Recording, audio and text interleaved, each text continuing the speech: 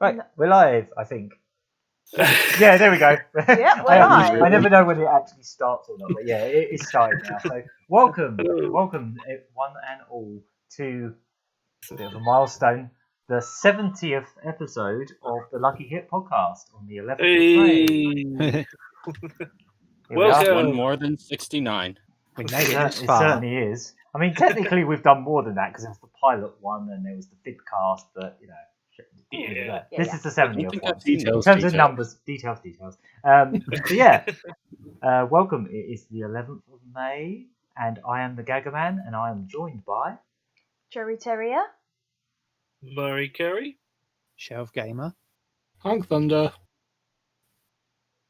Your mom. I'm Elk, actually. I'm Elk. Hope everyone had a nice Mother's Day yesterday. That's only America. Yeah, that's our Mother's Day is much earlier in the year for some reason. I always get confused by that. Whenever people put Mother's Day up, I'm like, oh god, did I forget? And it's like, wait, it's America, and most of the rest of the world's one. And same with like, it was ours was back in March. Yeah. Yeah, I didn't know that. Well, hope you guys had a nice British Mother's Day, whenever that. Either way, it was still in lockdown for all of us. Oh, yeah, that's true. The lockdown. Yeah, I'm pretty sure ours was. Oh no, you're right. Yeah. Damn. Yeah, because we were actually in shops. Oh yeah. Shush, that was my excuse. Not really. So, is that everyone? I believe we've got the pain with us as well. Hello. Yep. Can you do a mic check? Oh, there he is. Hello. Shelf Gamer. Yeah. That's for me. Yep. Is he still here? Probably still munching on his crisps. The No, I'm here. Good. Well, that's the roll. That's settled.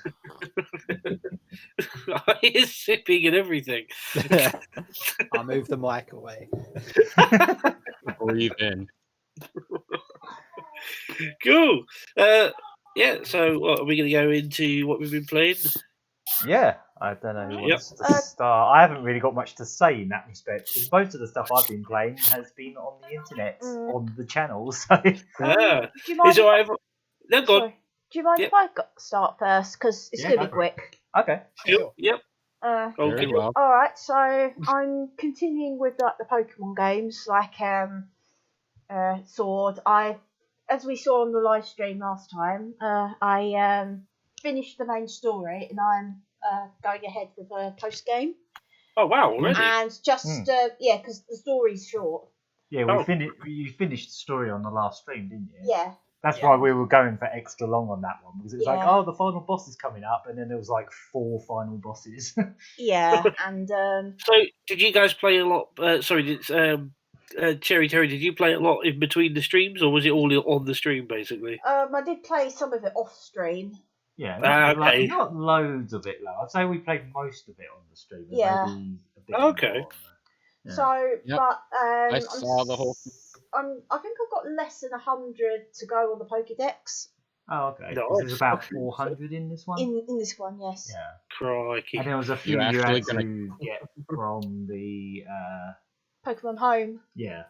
Yeah, like Some of them are not available in the game, but you can get them if you transfer them from somewhere else. oh Yeah. like it's usual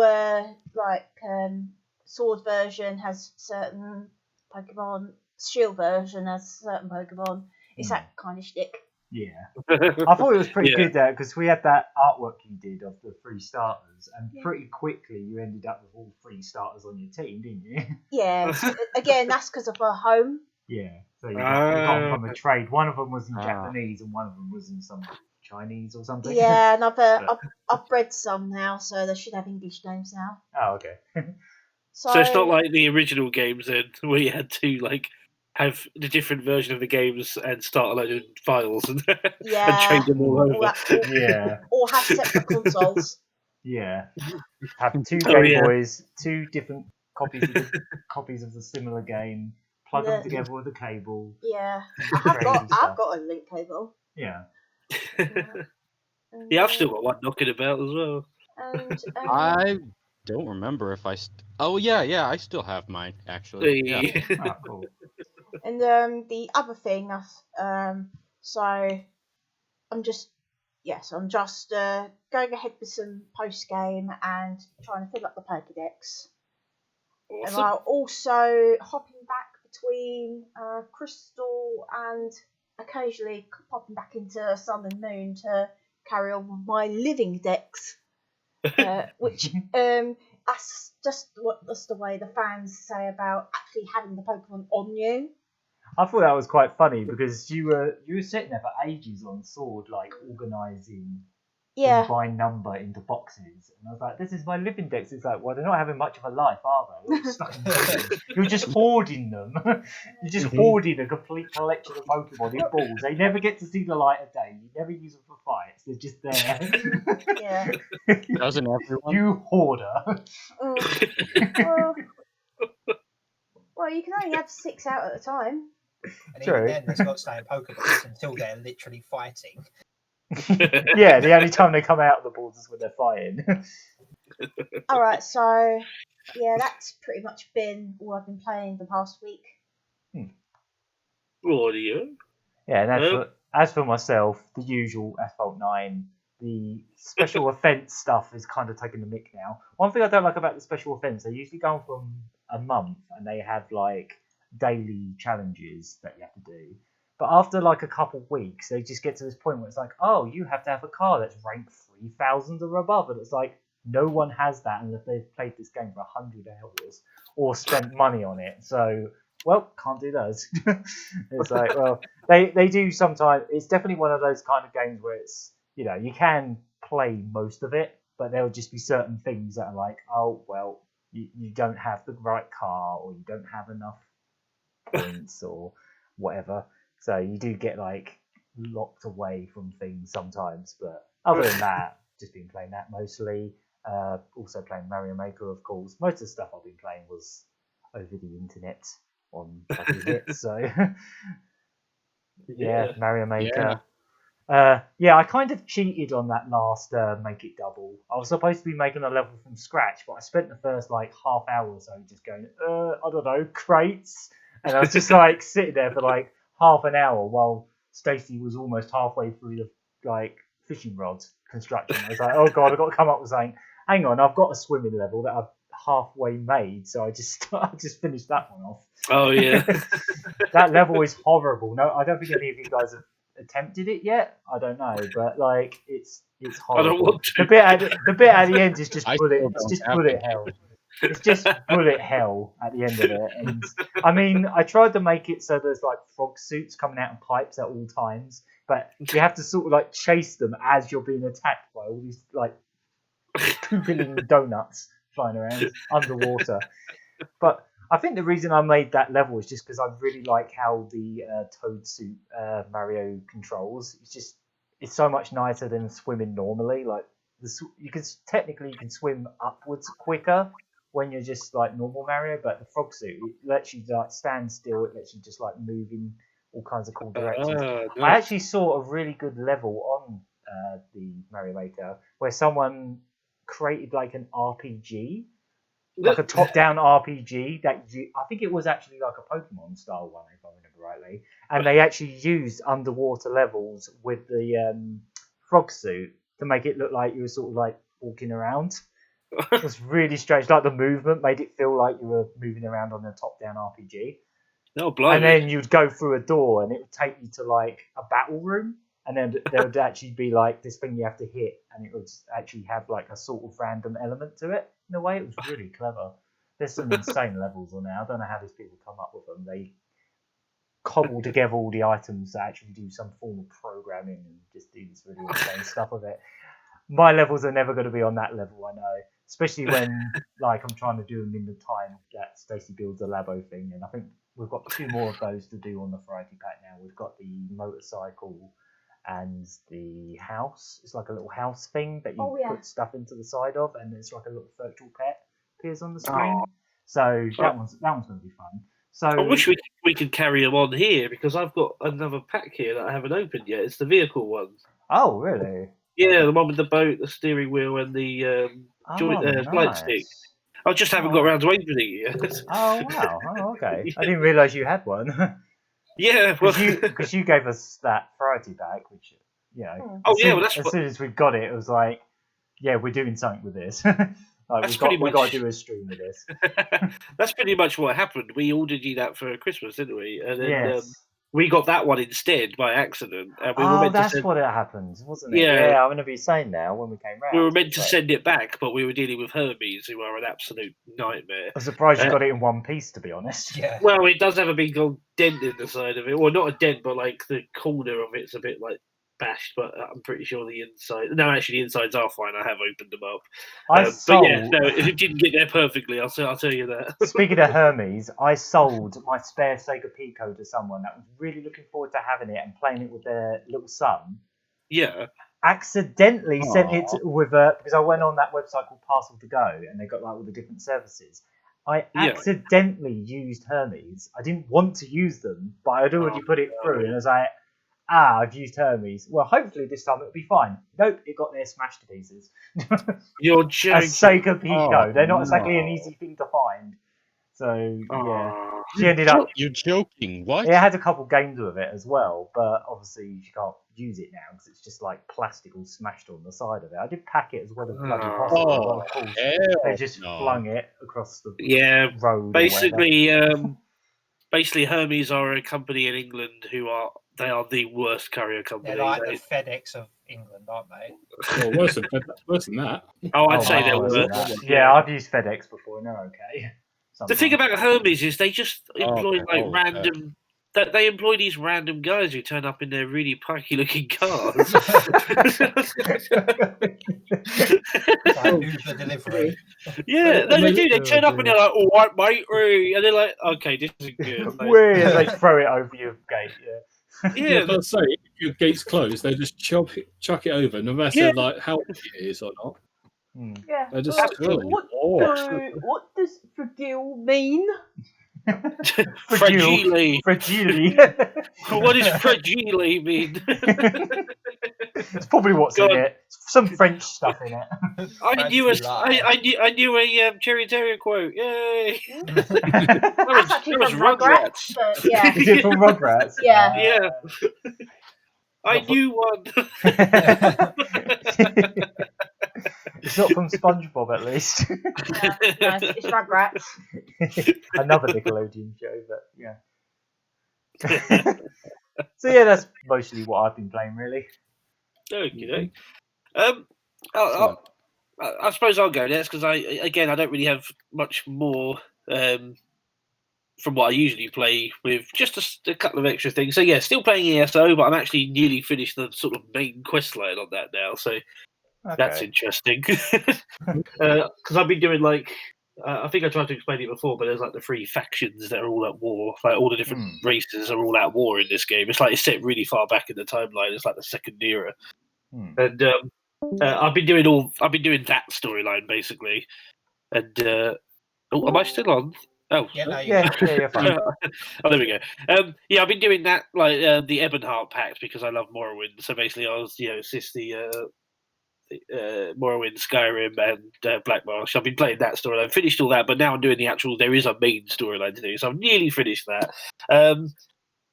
And yeah, we finally finished Yakuza 5 last week as well. And that was a pretty damn good ending. Although I would say the finale, like when you go to do the final boss, it takes about 2-3 hours. It goes on for a long time. Wow! Like everything in Yakuza 5 is great, but very sort of drawn out. Yeah. And yeah, so the last boss, because you're playing as 5 different characters, you're essentially doing 5 separate final bosses and like a load of build up to that as well, and you end up fighting hundreds of people at once. Puts Shenmue 70-man battle to shame sometimes, that game. Yeah, I bet. 700-man battle. Yeah. Yeah, I absolutely loved the ending to that as well. Really good, and the way the 6th game just basically picks up straight from that point where 5 ends as well. if anyone, I imagine at the time when 5 came out, like, the ending must have felt a bit abrupt the way it suddenly just stops. It kind of wraps. So- He wraps everything up, but then it does also stop quite abruptly as well. But yeah, and they then did that. Yakuza 6 takes off like maybe an hour or two from where Yakuza 5 left you off. That's right. Yeah, that's what I was saying. Like, basically, like, if you didn't know that 6 was coming, you might think the very last scene just suddenly ends, and you're like, oh, well, okay. But obviously, yeah, you can tell they were setting up like the next game. Yeah, and that one came out quite a few years ago now as well, because it was the last PS3 one, I think. Yeah, that's keep in right. mind, Yeah, in Japan, 5 came out long before we got it. that's right. Yeah, Well, I think it was 2012 or That something was like during that. the dark Yeah. days when we didn't think we were going to Yeah. get any more Yakuza games. Of course, Mm. of course, it wasn't actually the last PS3 one. Okay. A lot of people don't. A lot of people seem to forget that Yakuza 0 and Kiwami came out on both PS4 and PS3 in Japan. I yes. see. Oh, yeah. God, I the did- frame rate was dreadful on PS3. I did hear that about Zero. Yeah, I did know it was Kwame as well. Yep, same Right. deal with Kiwami. Oh, Wow. that's surprising. Kiwami I one. did not know that. Oh, yeah, because Kiwami 2 uses 6 engine, doesn't it? Yes, that's right. That's it. Right. Makes But sense there's- now. But there's really no reason to try the PS3 versions anyway. The PS4 versions are better in every capacity. Yeah. And English. Yeah, that helps. That too. Yeah, there is that. So yeah, basically, so we finished the game, and then we did some streams because I got it all sorted out on the PlayStation. We were talking about doing it before, weren't we? So yeah, we finally sort of pulled the trigger on that, and we tried it out on the Twitch with not really an impromptu stream, but yeah, something that was planned but not quite planned. Does that make sense? Yeah, Some notice. basically, Shelved Gamer had the idea of us using the Twitch channel, which has basically been lying dormant since literally Game Blast 2016. It's Yeah. pretty much been lying dormant since then. Shelved Gamer said, "Oh, maybe we should just use it as like a testing ground to just play random games and stuff and just see how it goes." Yeah. I was like, "Yeah, okay." I sent like the logins around, and Shelved Gamer did like a little PC Engine stream on there that went down pretty well. And then Excellent. yeah, you tried out the PS4 to see how it would work on there. And yeah, we ended up doing a really good little session of that. We sort of split it up into two different streams because the way the PS4 works is when you've shut down one game, it sort of also shuts down the stream. You can't just carry on streaming and open up a new game, which is a bit of a shame, but at the same time, I guess it makes sense. And it's so quick to just set up another stream as well. Like, you literally, it's like the press of the share button and start broadcasting once you've set up everything on there. So it was a lot easier than I was expecting. So yeah, we jumped straight into Tetris Effect, and I had quite a few drinks. Lovely games of Tetris. So it turned into a drunk stream, an impromptu sort of drunk stream. It was good fun. I haven't laughed that hard in months from watching that. I absolutely love how you can not only can you stream while you're playing VR, but when people type in the chat, it appears in front of your face. It on comes the right VR. up That's on the amazing. screen. Just like little glowing text just comes out. Oh. It was like it was almost blocking your Tetris games, wasn't it? When we were typing, just like you're concentrating on Tetris and then just nonsense coming up. Just piss taken. Yeah. But yeah, that went so well. And then I went straight into LA Noire because I was so happy when I wanted to check for some general VR stuff, because we haven't actually, in all honesty, we haven't played VR for nearly a year. We just had it packed away. That's a crime. Because I mean, I love VR. I really like VR. But it's just, we were in a lot where we moved it was 2 years ago now. We moved into this place which is a lot smaller than our last flat. The living room in that place, I miss that place so much because of the living room. It was gigantic, wasn't it? It was made. Literally anything in. It was made for VR, wasn't it? Because it really was, or Kinect, or anything like that, really. Yeah, like the TV was in the middle of this long wide room. And yeah, basically I had the chair back a good few meters, so there was no problem with any of the move control stuff, and everything just worked great. But in this place, I really have trouble when it comes to aiming weapons and stuff like guns and stuff. I was playing a little bit more of LA Noire after the stream actually, and I found out there's a shooting gallery, and it's just so hard to aim your weapons in that, like, because if you're too close to the screen, which I am at the moment. So for the next stream we're going to do, I'm going to try and push the sofa right back, and hopefully that'll go otherwise better. it's a bit claustrophobic, isn't it? And when you put that headset on as well, it can be especially like you're going to knock into things. Yeah. So yeah, I checked for just any games to play that might have been funny enough. I was thinking of stuff that would be fun to stream if the VR could have been streamed. At the time, I wasn't sure how easy that would be. And lo and behold, LA Noire, which I've had my eye on for a long time, because I think I've shared the videos around multiple times now. But there's the I can't remember the guy's name. Is it Manslayer, the guy who does all the machinimas of Skyrim and stuff? Yeah.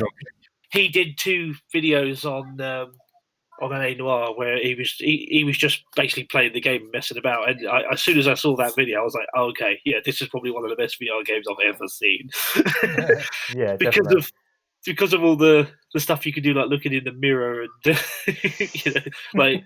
They, unlike most VR games, they've done this thing where they've actually tried to sort of track the whole body. Like, so his arms are actually attached to his body. You can look down and see, like, that's very rare, isn't it? Usually you get floaty hands and you just become Rayman.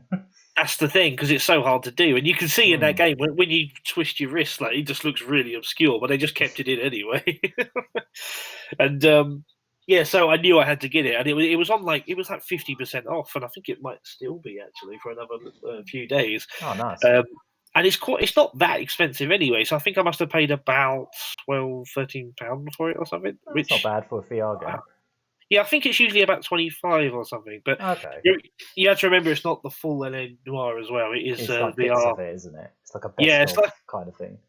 That's right, yeah, because I think I know for a fact that some of the cases just wouldn't work in VR. Like, there's this really long-winded one where it's based on the Black Dahlia murders, which was the real case in LA. I don't know if it was 40s or 50s, but it was really far back. That mission involved you doing lots of like just over the top stuff, like you had to go wading through like water, and there was a bit where you had to go really high up on a skyscraper. Like, it would have been terrifying in VR, but at the same time, I could see it just being a bit too awkward. And the game can be a little bit on the stream. You can see I got really lost in places. Oh, definitely, yeah. Like that whole time that you were sitting on top of that roof, going, "What do I do now? What do I do now?" And then it turned out you just had to look at the bullets a specific way from a specific angle, and then it did the rest, didn't it? It was like, oh, that's right. Yeah, but it's like I looked the gun over in all different angles, didn't I? But apparently it wasn't just the right angle. Yeah, it wasn't exact. It had to be right in your eyeballs. So yeah, what I've been doing is having a bit of a practice, so that doesn't happen again. Like, I've done the next case, and those interrogation scenes. Oh my god! Oh my god, nerves! Just seeing that same cutscene over and over again. Yeah, get back in there and put them lumps in, boy, or whatever you're saying. Go make some lumps. Go make some lumps, boy. That was it. So basically, I want to make sure that doesn't happen again, because that was really getting on my nerves. I just basically want to practice up on that. But yeah, we played Drunk Tetris Effect, and we started off without VR, didn't we? And then we transitioned into VR, which again, I couldn't believe how quick it was doable. Yeah, I must admit, I am incredibly jealous of how easy it is to stream on the PS4 compared to whenever I do my stuff. I wasn't expecting it to be that way. I thought it was going to be like just really fiddly and wasn't going to work. The only thing is, when you're streaming with VR, you have to make sure your stream settings are 720, because obviously VR isn't 1080. It's 2 screens running at 720. Yeah, I'm still amazed. I'm still amazed that the PlayStation 4 can actually handle playing VR and live streaming at the same time. That's what I was worried about. Yeah, that has honestly single-handedly sold me on the console. I think I really want to get one now. if I could get VR and the PS4, maybe a Pro, I don't know, at some point for like a reasonable Pro is price. the best bet if you're going to Yeah, if you want to do VR, a Pro is kind of really necessary, I think. Right, like some games would really the fact struggle. that you can both VR and stream at the same time is golden. That is absolutely amazing. Yeah. The thing that I've noticed they've done with some of these games that I really admire is the fact that you may have noticed they've been working on, like, when they go for larger games, they go for like last gen games, and I think that's a really good idea. That is a good idea, yeah. Because you remember they tried to do Fallout 4 VR, and that was on the Vive, and that was a bit of a disaster. That's why it never turned up on PS4, because it is on there, but it's a broken mess. Ooh. So I like the fact they've done because we got the Skyrim VR, and if you really pay attention, you'll notice that's not the special edition, the current gen Skyrim. It's like the original version, yeah. That's right. Ah, okay. And LA Noire, it's not the new remaster. It's basically the 360 one up, basically. on the PS3. That's right. And another game that I really do want to get as well that they've done a full VR game of is Borderlands 2, but it's quite expensive at the moment. But that looks really good. And again, it's based on the non-remastered version. And I think that's the way to go if you're going to do it on the console. I really think it's a good idea to not try and do current gen until the technology has improved a bit. I think they really hit the nail on the head with that. I think it's a really good way of going forward. And I just want to see, last gen games. I want to see more of them in VR. Like, one of my all-time favorite games is Dishonored, and I'd love to see that in VR. Oh wow, that would be. It feels like that game was made for VR because so many games have that thing where you teleport from one place to the other, so you'd be literally blinking from place to place. Yeah, like Blink would actually be a full-blown gameplay mechanic now. Instead of just one of the coolest abilities in the game. So I've been playing those, really like that. And then, sorry I'm taking a while. I just want to say that we tried another experiment last night that went so much better than I thought it was going to go. So we're really excited to do weekly streams now. We tried a series. I literally came up with this. I think I mentioned it back in like 2014 or 2015. That's how long ago. Yeah, quite a long time ago. Yeah. Yeah, I don't even know when I first had the idea whether it was going to be a live stream or not. That's how long ago I think it was was. Just going to be a series. Yeah, like a. That's right. Thing, yeah. And I always had the name in my head of Come Grind Me. So the idea was, it was always just I play like some of the menial stuff. So it's never storyline stuff. It's never like, I'm never progressing any major story. I'm just like grinding stuff. And it's the sort of stuff that you think would be really boring to watch. But that was the idea of it. The idea is I'm doing this repetitive, grindy stuff. So come join me and let's have a chat and let's sort of make it a social thing. But I was also worried, constantly about this idea. I thought it might be good, but people might not like it. They might find it a bit boring. But we tried it last night, and I'm pretty confident it went well. It went brilliantly. Oh, yeah. I think one of the things about streaming you'll find that I found as well is what really keeps you going is the chat. Yeah. Oh yeah. That's what made it, basically. Yeah. When it's working. Not only was I not on my own, it got stuck in there for quite a while on PS4. That was very strange. Yeah, I've never seen that happen on PS4 before. Yeah, because that didn't happen on our other stream, did it? No. And it happened quite early in as well. Like I was really tempted to stop the stream and start again, but I thought it'd probably mess with the that link could probably make a whole new video, so I thought I better not. Yeah. But other than that, it was really good. The thing is, I wasn't on my own. I was with my partner. We were both playing it together, so that was nice. Because with my original idea, it was just going to be me, and that could be quite hard. If there's not many people and then there's not much chat going on, it can be quite hard to carry it. Because you sort of run out of things to say, don't you? Yeah. So if you're on your own, definitely. Yeah. So that was really nice. And obviously, we just had a bunch of you guys in, and a couple of our regular friends, like I know PC Wizard turned up a little ways into it, and we just had a bit of back and forth chat going on. Yeah, I had to drag the laptop over. I think one of my highlights was when Shelved Gamer rung the home phone. Yes. And you see me on the stream going, "Oh, who's ringing me? Is it some scam? Is it that scam again?" The thing with that, we were chatting in the YouTube chat. It's like, how are we supposed to contact you? I tried messaging both you and Kat, and it didn't get through. So, you suggested phoning them. I was like, go on then. That'll be funny. No, but cheers for that, because we just assumed that people weren't interested in chatting anymore. Because Yeah, no, that's what I was worried about. I thought you'd get disillusioned because the I chat thought wasn't it'd be the moving, lesser of two evils. and it was actually quite busy. It was actually quite. No, funny. it was great anyway. Cheers for that. It made for a really funny moment. Yeah. Now you know what happens when people ring me. Like, oh. Can't escape the curse completely. Yeah. Well, at least now I know to have the laptop like nearby, just in case that happens. But yeah, no. I will move on now. But I'll just say that we're really grateful that the stream went really well, and we might even. Well, I think we will be doing this as a weekly thing. Oh yes, at least, at least for a little while, because in about a month's time we're going to have a new child, so that's going to make it a little bit more awkward. Yeah. But Yeah, after dropping out, things. but after dropping out for a few months, we will then pick it up again. So basically, when we stop doing our, I don't know if it's going to be 100% cemented, set in stone yet, but I am thinking at the moment of Friday being what we call date night series. It won't always just be drunk. No. And this was another idea we had years ago as well. It was just date night where me and 5CM Prince play some games together. Like, we just, whatever we're playing, it's either one of us. Stuff. Yeah, it's either one of us playing and the other one's chatting away, or it's something that we can both play together, which at the moment is tricky because we're only on the PS4 and I don't have a second controller. Okay. Yeah. So yeah, Friday nights we'll probably do the date nights, and we'll probably carry on doing things like Tetris and VR, because that's what's great about VR. We can just swap the headset over and we think it might be Sunday nights would become grand with me, because just wanted to get that going for so long. Yeah, excellent.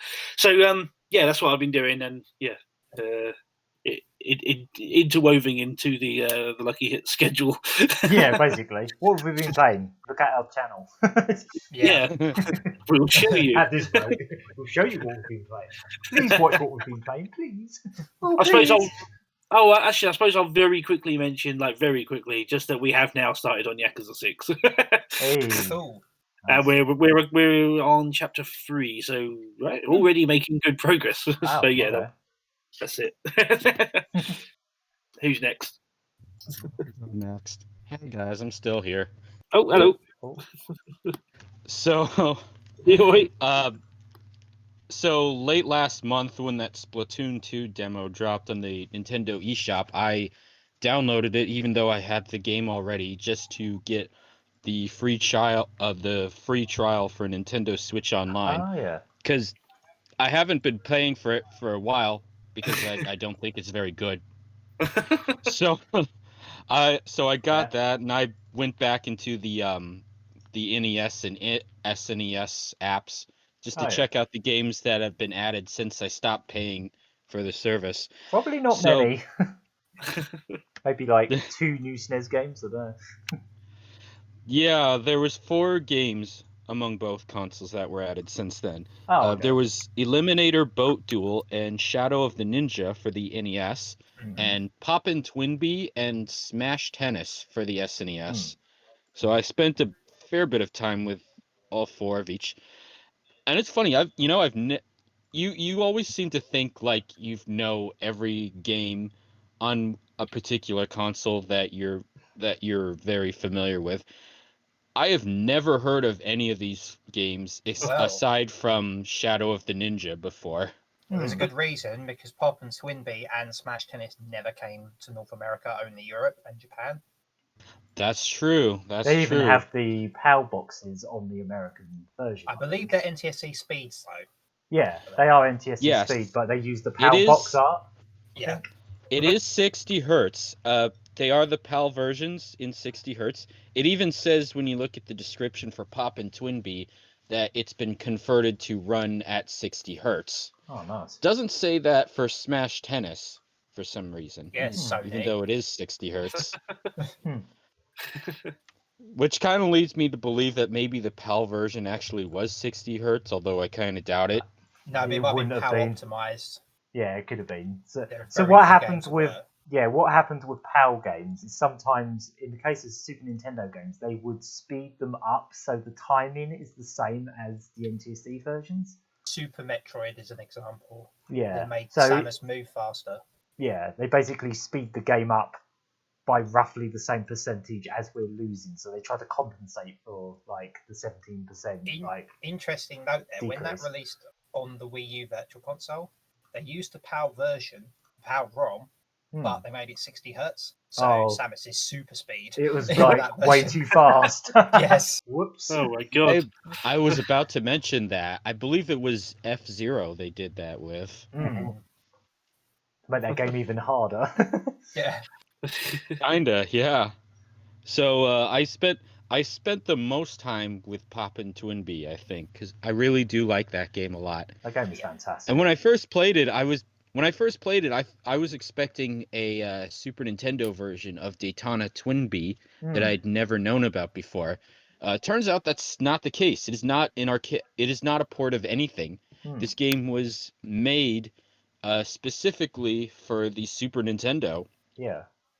Yeah, I was surprised by that as well. Actually, I was the same. I assumed it was an arcade port because there are like ports of like the Proteus games on the Super Nintendo, for example, and they're based on the arcade game. So I just assumed that was an arcade port. But then when I played it, I was like, oh, it's completely different. Yeah. Well, as far as I know, this is the only Twinbee game that was made exclusively for a console.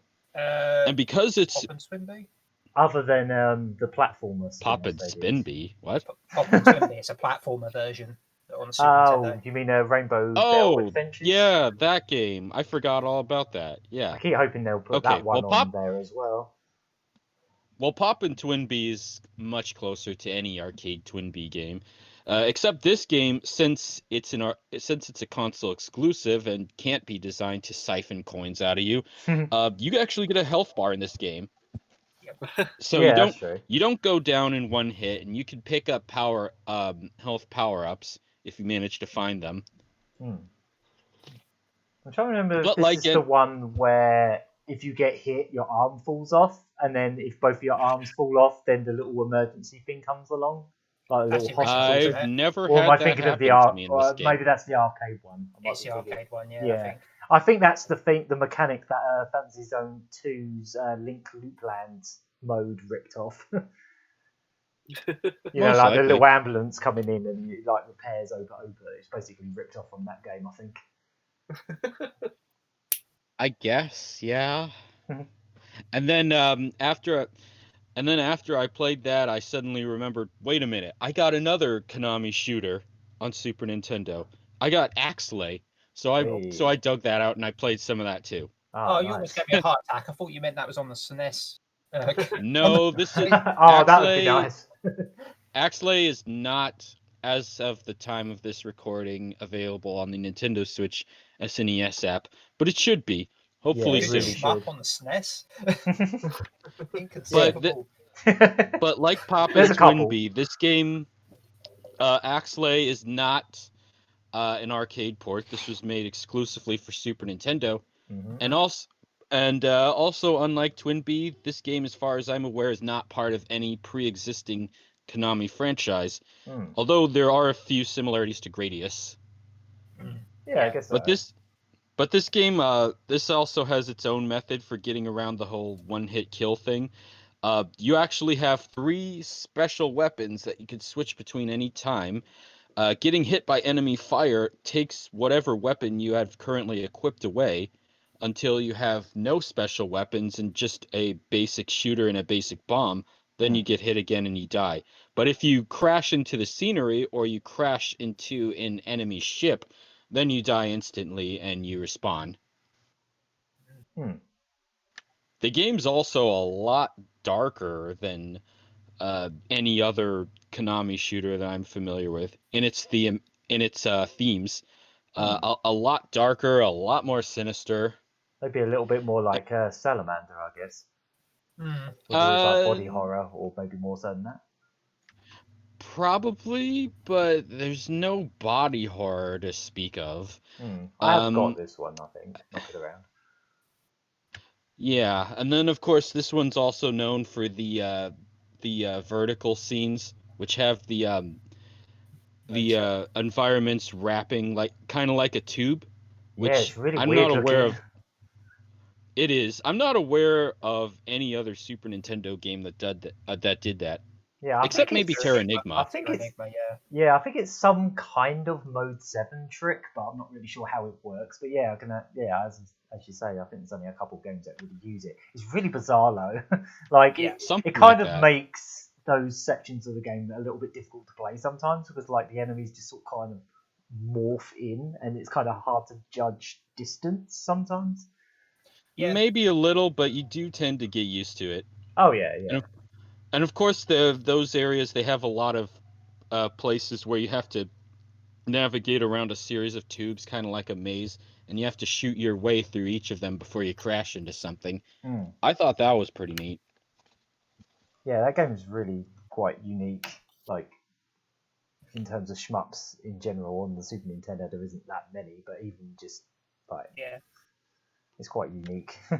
That and UX pretty much stand out, don't they? Kind of, yeah. Those are like some of the big two that most people bring up, except UN Squadron is actually an arcade port. Oh, that game's great. I love that game. Yeah. And then, of course, on the NES side, I spent the most time with Eliminator Boat Duel, which is that game is odd. It's a motorboat racing game. It is odd. It has a lot of funny characters. I don't even know where they found this one. I've literally never heard of it until this came along. I was like, where did they dig this out from?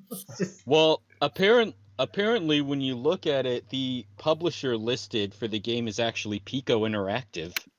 Ah, yeah. They're the guys that are putting out a collection on that Evercade thing that is literally just a bunch of random games they have the rights to. Pico just seem to be this company that own a bunch of random Western and Eastern games. Yeah, but they've never re-released Eliminator Boat Duel before, which is odd. I never knew they had the rights to that until now. Yeah. Of course, I never heard of the game in the first place. Originally, it was published by Electro Brain and developed by Sculptured Software. Electro Brain, okay. I was wondering who was involved with that one. Yeah, not to be confused with Culture Brain. Yeah, another CD tier developer from that era. Yeah, that was pretty obscure. E tier, F tier, I don't know. Culture Brain are definitely Culture Brain are like Z tier. They're terrible. I don't think they made a single good game. I like a few games of theirs. I won't get into it now, but I do like their N64 fighter. Oh, I've never played that. Dragon Fighter, I think it's called. Oh, right, okay. So all I really know is like their NES stuff and their SNES stuff, but yeah. Also, I can't speak too much about the one game that they've released on the NES Nintendo Switch app so far, Kung Fu Heroes, just because I don't really know how the game works. Because Nintendo doesn't want to provide manuals for any of the games in their NES or SNES manual apps. Scan this QR code. No, they won't even do that. They haven't even done that. Yeah, absolutely nothing. That's totally true. There's absolute bugger all to learn some of these games. Some of these NES games are so esoteric that you need something. Yeah. I remember when they released Star Tropics. That game is kind of a problem. You need one. Yeah. That game came with a letter that had a special code on it, a hidden code on it that you need at some point in the game. Oh, for God's sake! I've got it, Metal Gear Solid all over you needed to douse it in water. Yes. Wait, what? And Nintendo. Are you serious?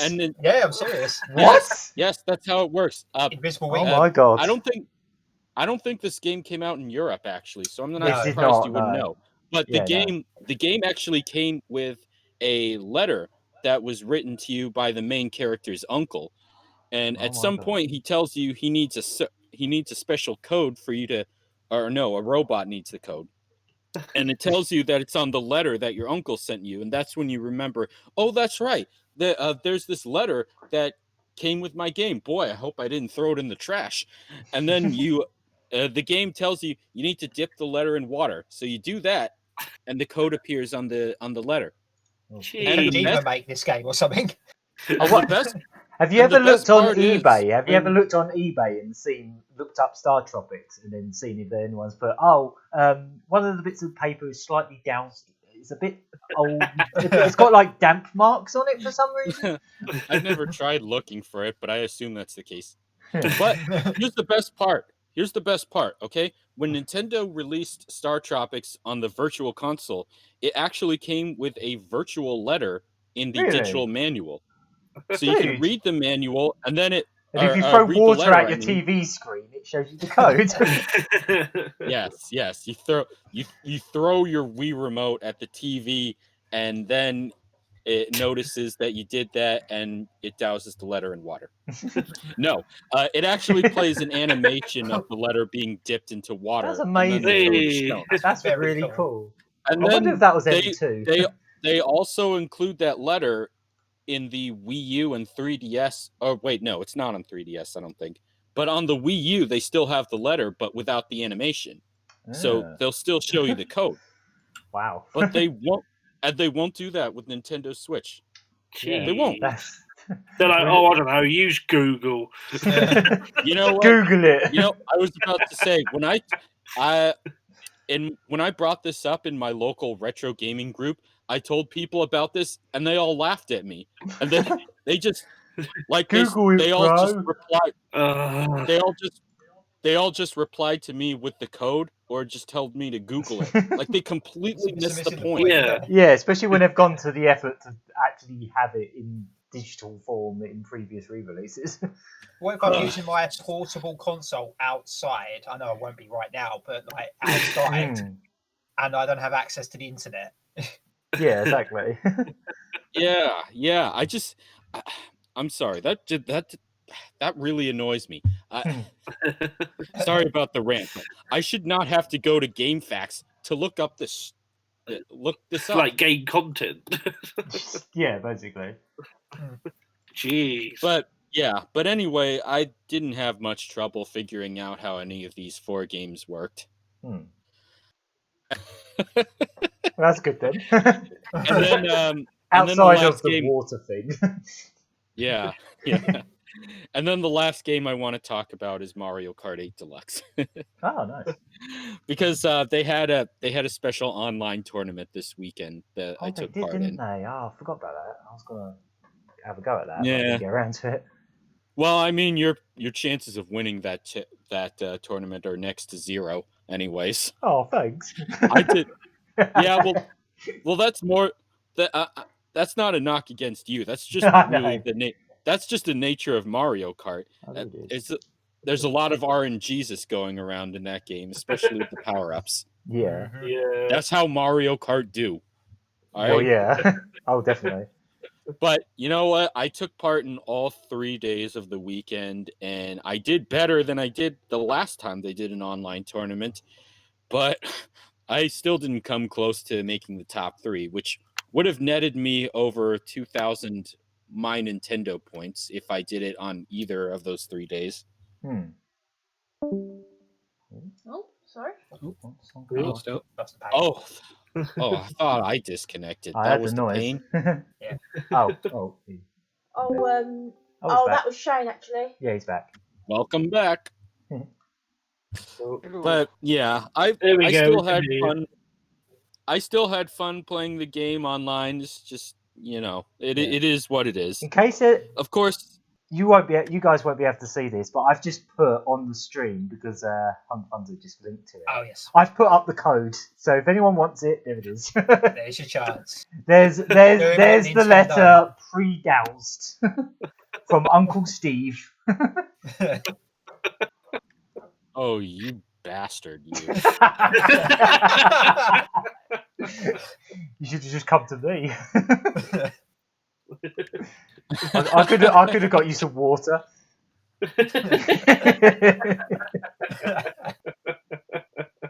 No, I dunk water right on your head right now if I could. I'll stop yeah, you'll find the code up there. I'm gonna put you straight in the middle of the Super Soaker firing squad. You're gonna learn today. Right. 5, 4, 3, 2, 1. It's gone. You can no longer see the code. Okay. Anyway, the last thing I just wanted to say is, although I like Mario Kart Deluxe, Mario Kart 8 Deluxe, I don't play it as often as I used to, because I spent so much time playing Mario Kart 8 on the Wii U. Yeah, same. By the time that Mario Kart 8 Deluxe came out, even though I really like it, I love all the additions it brought to the game, and it really is, in my honest opinion, one of the best Mario Kart games of all time. It's the best one. Like, I don't even know how they're going to top it. It's the best one. Yeah, so far they're not even bothering to try, even though they could. They don't need to. It sells non-stop. It's been selling non-stop on the Switch since it came out. It's sold better than the Wii U one already. It's the best-selling game so far on the Wii U, the Switch, and it is the best-selling game on the Wii U. It's the best-selling game on almost every Nintendo platform that has one. Yeah, but at this point, I'm really burnt out on Mario Kart 8 Deluxe. Just what I was gonna say. Yeah. So I totally get that. The only way I can play it now is if they do a special event like this tournament. Yeah. Or if they do some more DLC, which I don't think they're gonna do. Yeah, I can't see that happening. I think the thing with Mario Kart 8 Deluxe that kind of got me is the original one. You had to play it lots to unlock all the stuff. Whereas in this one, I think they just made it so everything was unlocked from the get-go, outside of like some car customization. So there wasn't as much to keep you coming back other than playing it online. Pretty sure that's the case, yeah.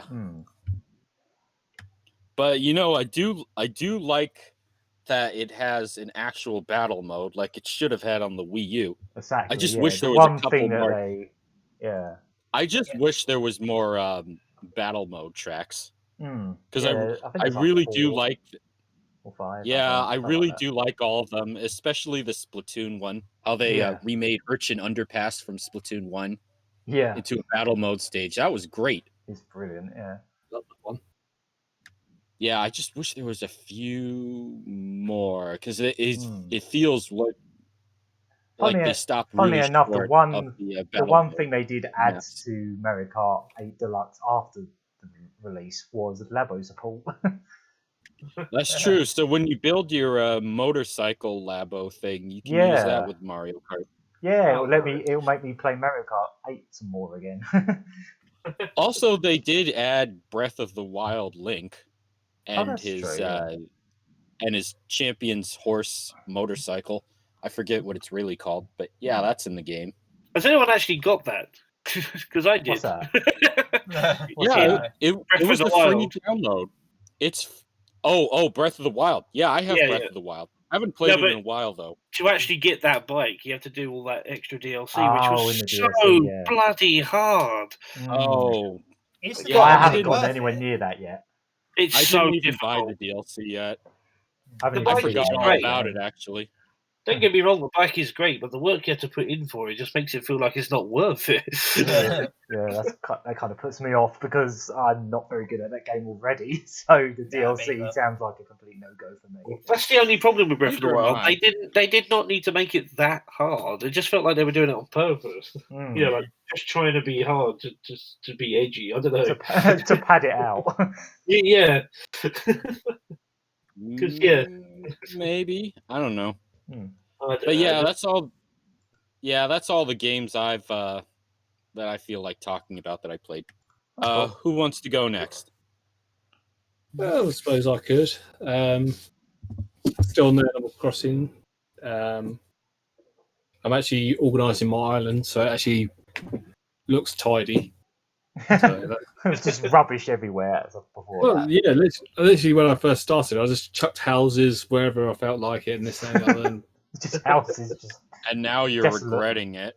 Yeah. Now you've got people coming round to your house. You're like, oh no. Yeah, it is literally. Well, I'm halfway through, and it's already taken me a week to basically put houses in places where they should be in the first place. But don't build them on sand. Yeah, it's not a good idea. They'll sink. I presume. I've been giving Streets of Rage 4 another try as well. I don't know why I'm taking so long to like progress in that game, even though it is quite short. Maybe you're just relishing it every moment, or whatever. Yeah. Or whatever the saying is. It is yeah, what they you don't do. always want to. You don't always want to rush a game. No. You want to take it all in, right? Yeah, it is. I would say it's a masterpiece, but yeah, it is pretty good. Certainly a lot better than. Certainly a lot better than Double Dragon 4. Yeah, they tried. I don't know. It's not a game. Well, yeah, I suppose a game I haven't played, but I tried to set up my GameCube on my 4K TV. Oh yeah. One slight problem with that, it doesn't have a SCART socket around the back. Oh. So, or any. That's what's put me off most modern TVs. That's weird. That's But most of them just don't have old connectors like that anymore. That's right. Just HDMI or go home. I just remembered the weird situation with PAL GameCubes, where they have SCART. Our US GameCubes don't have that. I don't remember if the Japanese ones do. The SCART's European, so probably not. Probably not, even though every other Nintendo console here with analog video, aside from the N64, had. Yeah, the N64 is weird. No, the NES didn't have it. Never mind. No, I don't that know didn't what I'm hear talking either. about. Yeah. But yeah, but yeah, that's so strange. Nintendo left that out in Europe. Yeah, I tried to. Well, I did actually dig out my Mario Mix dance mat and game. The DDR game. Yeah. Nice. Just for I a bit of remember I always wanted that back then. Yeah. So basically, just do exercise with that, and I couldn't because I couldn't connect it to my TV. Man, bugger. Yeah. I think I've got an old upscaler lying about, so maybe you can have that. But that's the thing. I'm pretty sure the GameCubes in Europe also didn't have component support, right? This one did. None of the other ones did. It does? Yeah. They did? Yeah. My one has got like the two connections around the back, like one for digital, one for analog. Like you plug it in. Okay, that's cool. The thing with the GameCube is like for some reason the official like cables, especially the component one, are impossible to get and cost a fortune for no particular reason. Why has no one made like a equivalent? How hard could it be to make the same? There are equivalents available now. Oh, yeah. Oh, okay. It took a while for people to make them, but yeah, there are solutions. Oh, that's good. I'm behind. Yeah, there are solutions for 480p using the digital output today. Not to mention a few HDMI mods. Yeah, that's the other thing with the PAL GameCube is none of the PAL GameCube games supported 480p. They only supported 480i, like interlaced. That's the thing I was gonna. That's the thing I was about to mention. Although it's weird that some of them still have that digital port. So is that like just for an RGB equivalent 480i? Yeah, there was an RGB cable that came out over here, which is just as expensive as the component cable. Yeah, and the reason being is just that it's got a little chip in the like the connector around the back. Oh, I see. Is that why no one's been able, like, it's been so complicated to replicate? So basically, Nintendo being Nintendo, really. Yeah, I think that's why I prefer playing GameCube games on the Wii. Yeah. And I did, especially if you hack your Wii. If you hack your Wii, you can force the PAL games to run at 480p. So. Oh yeah, that's true. Yeah, you could do that with the GameCube too, of course, but I imagine there's a lot less hardware needed for that when it comes to. Yeah. Oh yeah, hacking the Wii is much Wii easier. so easy. Yeah. I did actually find my way to try playing DDR on that, but I can't find my Wii remotes. So it's all going against me at the moment. So no. So I'm just going to be a slob and play Animal Crossing all day. It's all Nintendo's fault. I mean, you know what? Kinda. You know, in a roundabout way. DDR games for the Wii. I should dig those out too. No. Yeah, there is plenty of good ones on there. In fact, I've got a whole CD wallet full of like great Wii games. Oh yeah, So yeah, I'm tempted to do another. I want to go Wii stream at some point and maybe do like a balance board special because I've got quite a few games out to support it. That'd be good. Yeah. Yeah, let's have the game that you can play with your ass. With it. Oh, one of the Rabbids games, wasn't Yes. it? That's how they advertise it. It's like, this is the game you can play with your ass. Oh yes. Yeah. So, I think you just sit on the balance board basically. You don't like stick a Wii remote. I was just thinking, it's like, sure, it says something like along the lines of, "Oh, don't put too much weight on the balance board." But if you're standing on it, that's going to be a lot more weight than sitting on it. Yeah. In other words, in the wise words of the angry video game nerd, this game is ass. Because you play it with your ass. I don't know. Ass. At least it's not like a rock and roll or whatever that thing was called.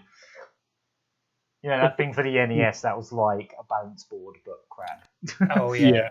Rock and roll or whatever it was called. That thing is so bizarre. But it was a simpler time. Oh yeah. A simpler time where no one Simpler knew what the times. hell they were doing.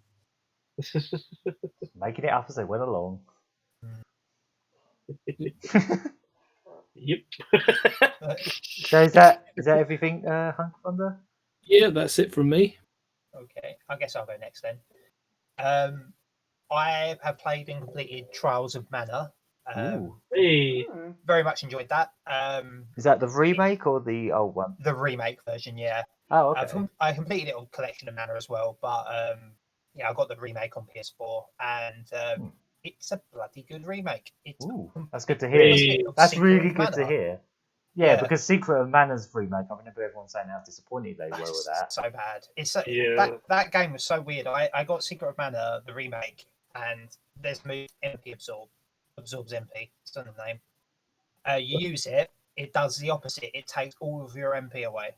What? Yeah, and they never fixed it. Wow. So yeah, screw that game. But Trials of Mana is really good. The only thing that it doesn't have that the original had is multiplayer. It is a single player game now. Oh, it doesn't have that strange free player. Really? Mechanic. Yes. Oh. Well, Seiken Densetsu 3 was only 2 player, but yeah. Well, that's a shame. Yeah, It's a shame, Secret of yeah. Mana was free, wasn't it? But yeah. I get how it would have been awkward with the new gameplay style. That's true. But on the whole, it's really good. The voice acting's a bit hit or miss. It's still It's a square game. It's I mean, one of the characters is like a half elf, well, she's not a kid, but she looks like a kid, but she talks like a baby, and it's really annoying to have Oh, God. God. I hate when they do that. Maybe change it to Japanese if that's too much. But you don't have to pick her in your party because I mean, I don't know if you know about Seiken Densetsu 3. You pick out of 6 characters, 3 of them. Yes. And the main plot is whoever you pick first, and the other 2 sort of you meet along the journey. 2 characters all share the same plot, so there's 3 different major storylines that you will see depending on who your main character is, and every single character has 1, 2, 3, 4, 5, 6, 7 classes they can be. So with 6 characters, 7 classes each, that's a lot of classes. Yeah. A lot of replay value, and they've added 2 more 4th tier classes to the new one for every character. Oh wow! As post game content, so there's a lot of content. There's a lot of reasons to replay the game. It's about a 20-hour game. Yeah, it's a. But you can play it like countless times over. Yeah, there's so many different party setups, and they're not just like, oh, this character basically just has a different costume. It's slightly different. They're very different roles. Nice. You know, like the main guy, the main swordsman. If he goes to light classes, he's more of a paladin for the tank, and he gets healing and stuff. If he goes dark, he's foregoes a shield and is really, really strong. All kind of like that. It's all very good. Nice. So yeah, I recommend that. Other than the voice acting like a multiplayer, it's really good. I sort of prefer the Super Nintendo one still because I prefer the aesthetics of it. But that's fair. Yeah, that's but totally it's fair because it's one of the nicest looking games on the SNES and sounding like sound. And the sound. sound. Yeah, you can pick the original the OST. sound. Oh, you can. Oh, Hey, but the the soundtrack OST is Yeah, Wow. I mean the new OST is so good though. It's like they've taken the original one. It's like they've taken the digitized sounds and just used an appropriate real instrument. Oh, so nice. It feels. So it's like a remaster of the sounds. Yeah, so it in a feels way. like the original soundtrack. It doesn't feel like, oh, I don't like how this one sounds. Oh, It that's probably really will. good. I like when they actually go to the effort to make it sound. Yeah, it's one of my favourite Like sort of that. remasters of an old soundtrack. Nice. So yeah, I rather enjoyed that. Like I say, yeah, I would say it's so close, and this is a good thing because it hasn't superseded the old one. That's good because then you can enjoy both. You can enjoy both. Depends what you're in the mood for. They're both about equal, and that's great. Fantastic. Nice. And Not to mention, both are readily accessible on whatever your modern console is. Yep. I mean, I played the demo on Switch, and I decided to buy it on PS4 because, unfortunately, it's not, the frame rate doesn't hold, and the textures are a bit muddy on Switch. I'm sure it's great for a portable. Oh to yeah. play it. I just wanted to play it as nice as I could. Yeah, so I decided to get it on PS4 in this instance. Even though I would have liked to have had physical copies all on the same system. Oh well. But yeah, other than that, I've been just playing a lot of PC Engine. Oh yes. A lot of PC Engine. And I've just been trying to complete as many games as I can on there. Including Charaniki, wasn't it? Charaniki. Did you manage to get through all of that? I got to the last boss. Oh, okay. And then I despaired. So you didn't despair earlier than that? I was mentally despaired earlier than that. When I was being chased by Nightmare Thomas the Tank Engine. Yeah. It's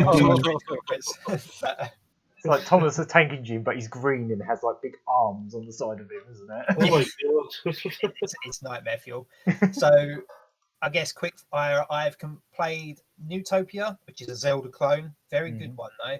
Yeah. So it ticks all the Zelda cloney boxes. Cloney boxes. Blazing Lasers, which is a bloody good shmup. It's called Gunhead in Japan, and it's actually based on a weird Japanese movie based on a manga.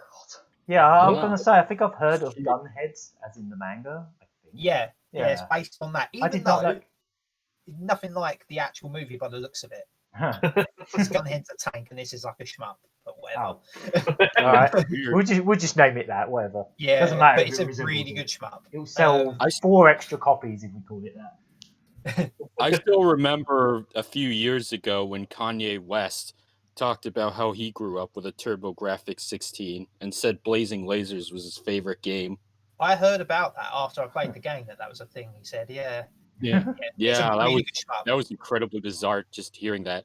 I mean, I'm glad he liked the game, but it was actually a really early game in the series console's life cycle. So I think it was a launch title in the US. Looking at the box set, the box art, it very well could have been. So yeah, I played through Bomberman 93. Oh, cool. It's Bomberman. It's pretty solid. New Adventure Island, that's great. Yeah. You know, it is great. Yeah, that's a if you're going to get into the Adventure Island series, that's probably a good way to start. Yeah. Ninja Spirit, fantastic. That game is amazing. Everyone should play Ninja Spirit. Psychosis is really weird. It's a good shmup, but it's a really weird shmup because you're one's like that? Psychosis. Oh, I don't know that one. You play as a person who's had your dreams basically hijacked by demons, and you basically conjure a ship in your consciousness to fly through your consciousness and get rid of the things in your mind. So it's a very trippy one.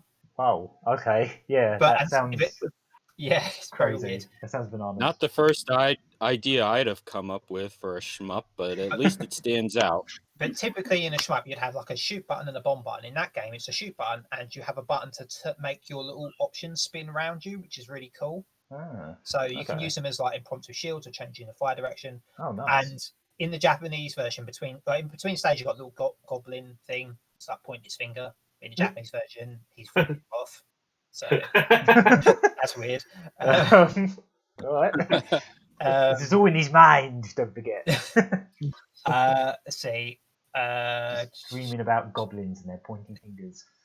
Super Darius can go to hell because that game is hard. Darius games are incredibly hard. I played the Mega Drive version on the Mega Drive Mini today to compare. It's the same game, just the Mega Drive 1 plays slower. Yeah. And that's probably better, Yeah. personally.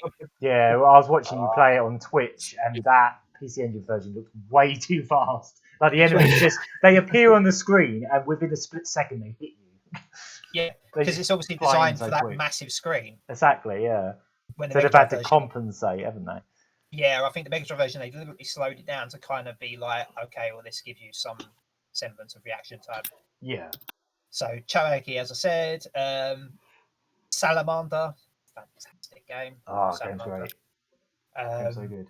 I love Salamander. Yeah. So, and I've been playing the arcade version and like the arcade perfected version, and yeah, it's really, really good. And Spriggan I played through, that's really good.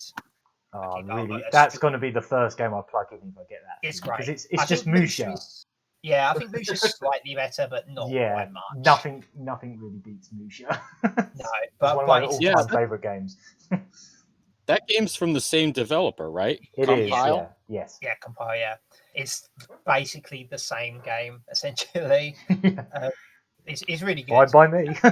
Yeah, no. Shame Mark II isn't quite up to that, but yeah. And I've been trying to I've been practicing Gradius, and I've been trying to play a few rounds of Gradius a day, and I'll get to the point now where I can get halfway through the second loop before running out of lives. Oh, nice. So that's, yeah. I don't think I'm ever going to get a 1 credit clear on Gradius, but you never know. It might happen one day. That's tricky.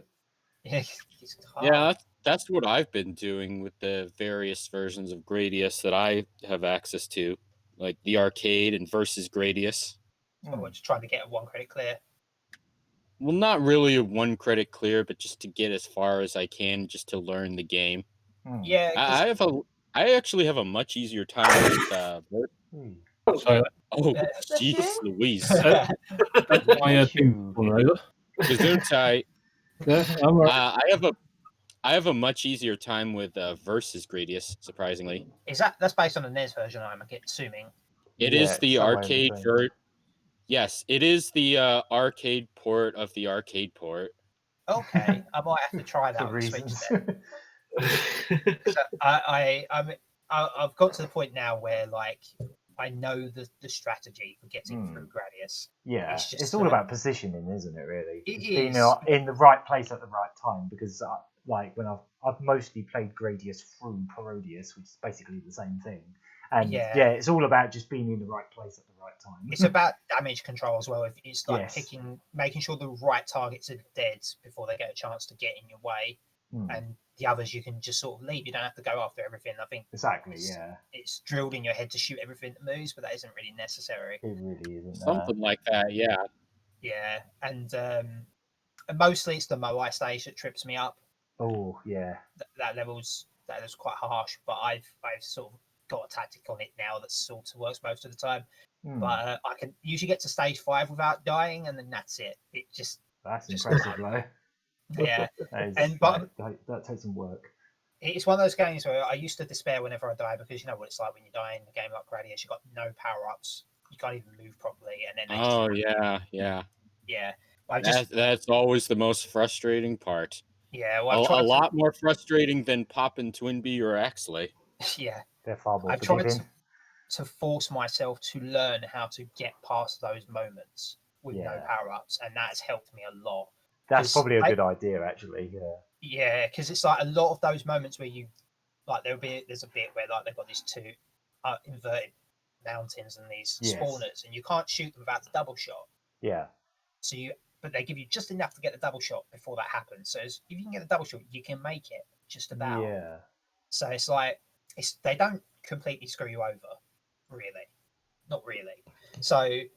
I'm practicing. I might try practicing some Salamander and maybe some Go for no Yaibo. That's the second one, isn't it? Yeah. Yes. But yeah, just. Oh, also, funny enough, I played and completed Thunder Force 3 today, and then found out that Thunder Force 3 AC's coming to Switch soon. So, so there's that. But I enjoyed Thunder Force 3.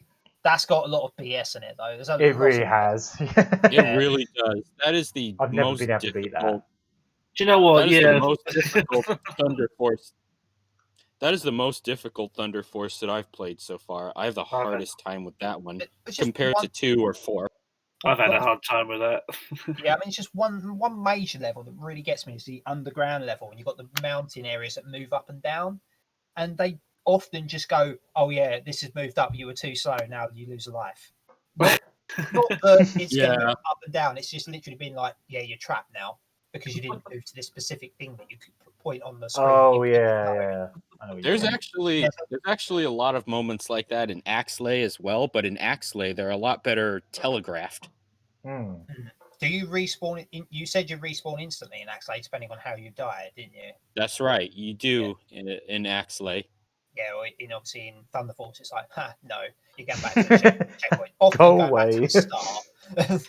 So yeah, that sucks. But I've heard the Of course, it also probably doesn't help that most of the time I played that game via the Genesis Mini, which has a bit of input latency, nature of emulation. Yeah, that's what I was playing it on, which probably didn't help. Fortunately, I got to like the last stage and I had like the homing shot with like 2 bits. So I was at that point, you literally don't have to do anything.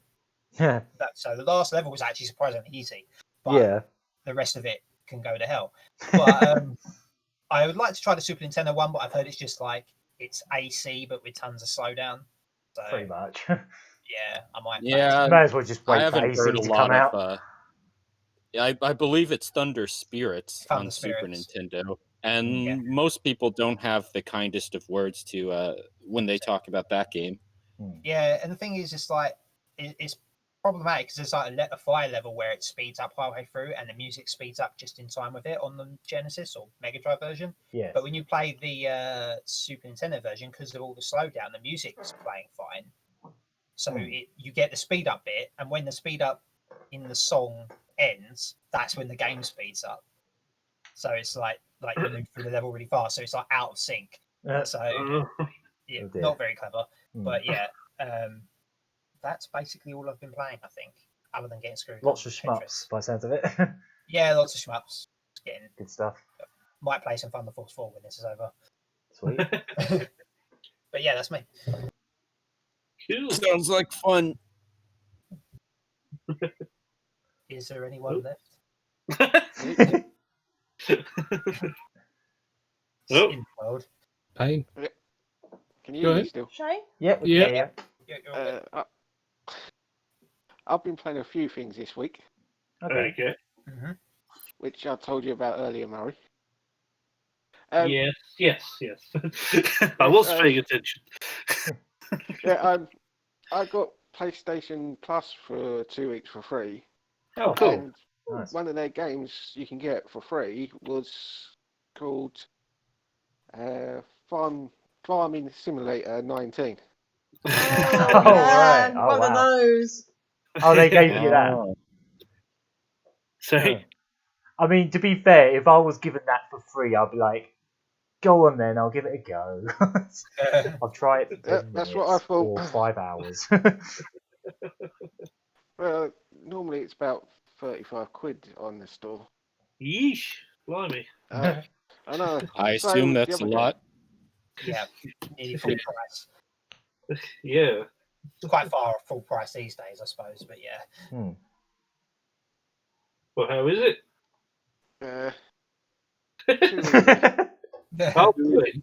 Too easy. I'm on the second day of the actual game, and I've got like £200 million. 200 million? Wow. Maybe you're just a really good farmer, Payne. Maybe he's just an actual calling. I assumed with Simulator in the name that it'll be really overly complicated and too difficult. That's what they usually like.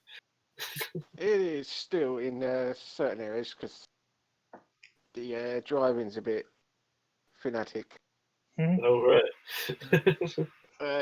If you hit, say, a post box, you can't go anywhere. And you can't get any post either.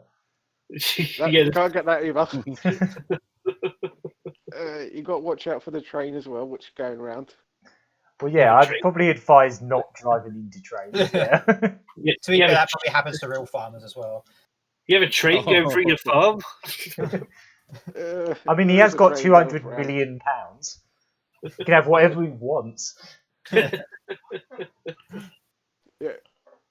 pretty much all the best equipment straight away. Oh, blimey. There's probably like a whole bunch of settings as well that can make it even harder, because I know what these games are like. Yeah, I'm still experimenting to see what it can do. Yeah, I think I'm on easy at the moment. That's where it started me at. Yeah. That might explain Other the than money, that- I don't know. Other than that, I've played a few other games as well. Who? As you know, Murray, I did a stream the other week on my own channel.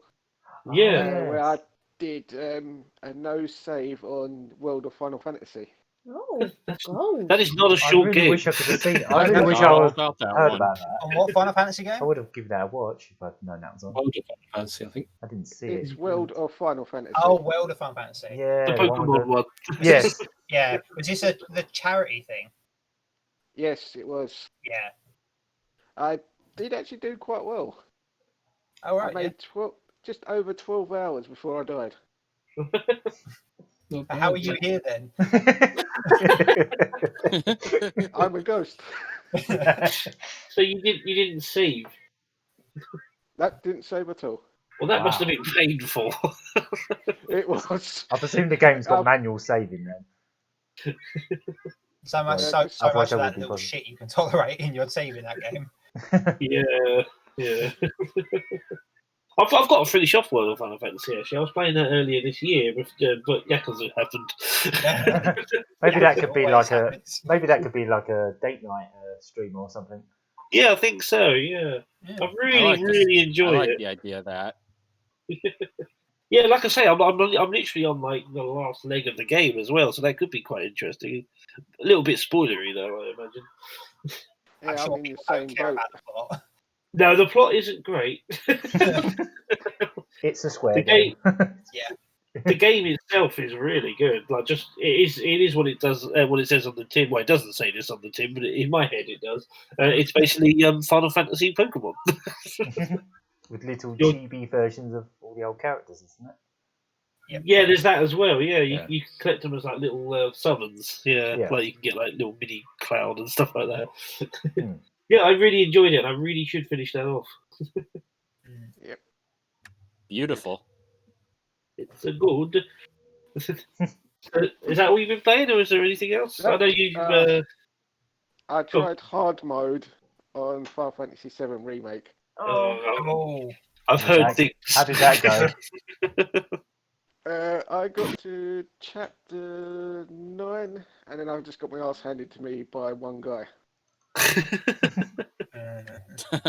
One singular man. One singular man, and I had a party of 2. So when you were telling me earlier when you're about like you're not allowed items for some stupid reason. Why not? Use items. Just no items. Too cool for items. What's the point? Final destination. You still pick up items as well. Fox only. Oh, that's all right then. You can look at them. Oh, this is a nice potion. I'm not going to use that because I ain't no puss. And when you rest, you don't get your MP back either. Oh, Okay. Seriously. So you can't use items, you can't get your MP back. How does that work? I mean, So this isn't hard mode, this is just BS mode. Yeah. So this will tide you over for the next one mode. yeah, because I'm playing the game on normal at the moment. I mean, I haven't played it for a couple of weeks because Yakuza. But yeah, even on normal, I'm not brilliant at it, and I die a few times. Easy, is it? No, it's not an easy game. Like, they made it quite a bit harder. Yeah. So a hard mode, that's just no bollocks. The no bollocks mode. No bollocks. I mean, that does sound ridiculous. I don't know how you're meant to get through that, especially since you can't, as you say, you can't even rest your MP properly, so you can't even use heal too much. So what's the point? but there's a harder boss coming up as well. Yay! That's good. Brilliant! Brilliant. Jesus Christ. Prepare to die. A lot. Lots of times. Edition. Excellent. Now not including a funky mode. Funky mode. Oh yeah, like in Donkey Kong Country. Yes, Tropical Donkey Freeze. Kong Country There was Returns. a thing called Funky Tropical Mode. Freeze, I mean. Yeah. It was just like an easy mode where you can literally walk on spikes and stuff. Yeah.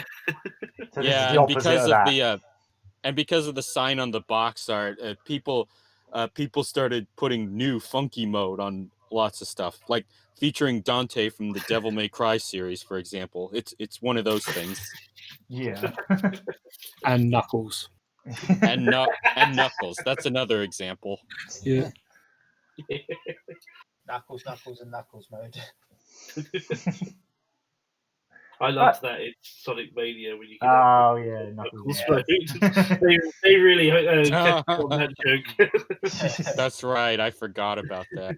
Didn't it even have like an ending and everything? It where had did, two yes. Knuckles? Yeah, you get like an exclusive ending if you play that mode. Oh, that was You brilliant. can't do that with every combination. Yeah. Mighty mode. Mighty. I actually bothered to do that because if I remember rightly, you can't save, can you? You have to do it all in one go, basically, because it's one of the it's one of the modifiers. Yeah.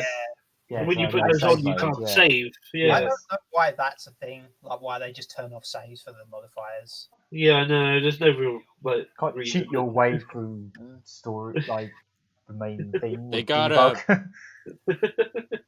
They gotta appease the crazy people out there. Yeah, it's just weird. It's just you think you'd let you save. It's not like you're putting your high scores into like a world record or anything. That it's Yeah. No, that's true. matching. It's That's all they should disable, really, isn't it? yeah. Oh well, I don't know. Right, so with that, I guess we should move on to this week's headlines, I guess. Or, Yeah, we you can know, segue talking about world records maybe. Yeah, could That's a actually. good one. Or, you know, See what you world did records there. that may or You may did that not on exist. purpose. But, as far as we know, are probably fake. So yeah, a certain man with these records is back, and he's suing left, right, and centre. Billy Mitchell. No, not that Billy Mitchell. Not the EastEnders one. He's really fallen off after EastEnders. Is there another Billy Mitchell? There's Is this a the guy British called- dude? Yeah. Yeah, Yeah, he's a character from British one of our hard man soaps. Billy Mitchell. Yeah. He's a fictional dude.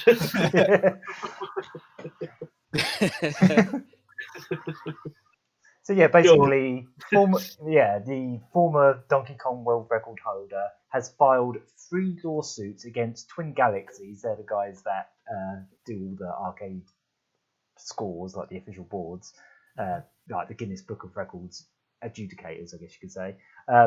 He's also suing someone from the Donkey Kong forums, like where he was basically ratted out for being a cheat for the first time, and also a YouTuber called Apollo Legend who made a video about the whole thing, basically.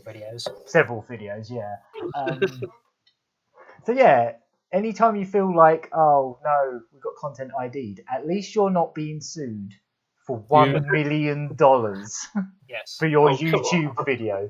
Yeah, he's suing the YouTuber 1 million. He's suing the Donkey Kong forum guy 10 million, I think it was, and then Twin Galaxies another 3 million or something like that. He's basically just pulling giant numbers out of his ass to try and scare them into putting him back on the scoreboard. That's all he's doing. And by going after this YouTuber, he's trying to kick the messenger into the pit of death. Basically, yeah. I believe the Donkey Kong guy was someone who helped with the recording or something. Yes, yeah, and basically because what happened basically is there are videotapes of Billy Mitchell's world records. People went through them in slow motion, and they found that the way Donkey Kong draws its graphics is different in emulators than it is on actual hardware.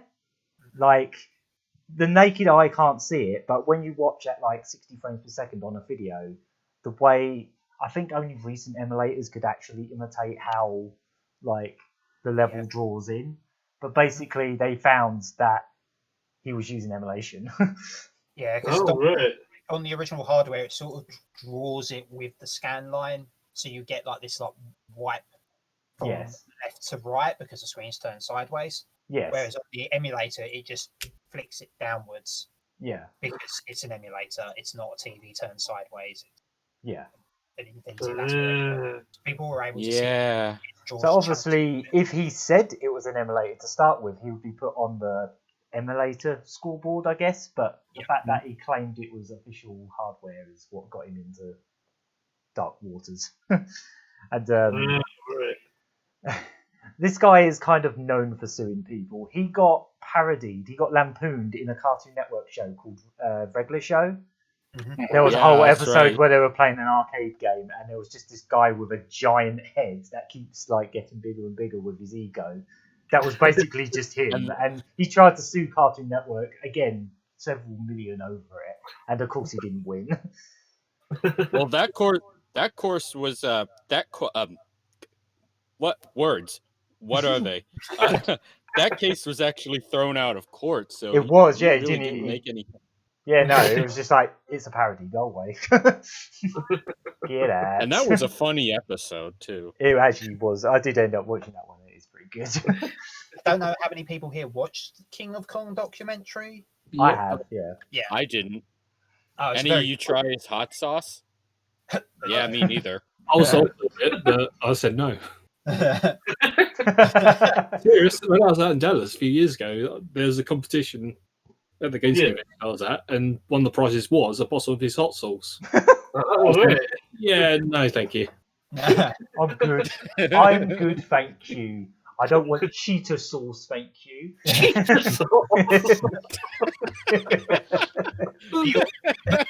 Right, he has, in that documentary film, he was basically exposed as a cheater then because one of the recordings of his high score runs, the tape sort of because it's recorded on VHS and converted to DVD and this and the other.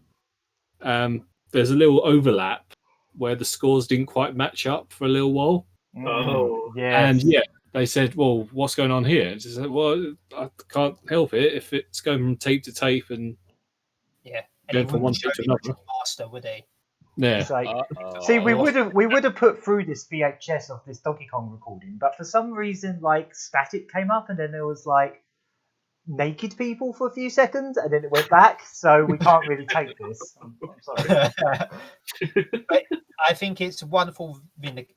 I should mention also he lost his Pac-Man score as well. Yeah. Yes. Once a cheater. His high score across the board has been wiped out. Yep.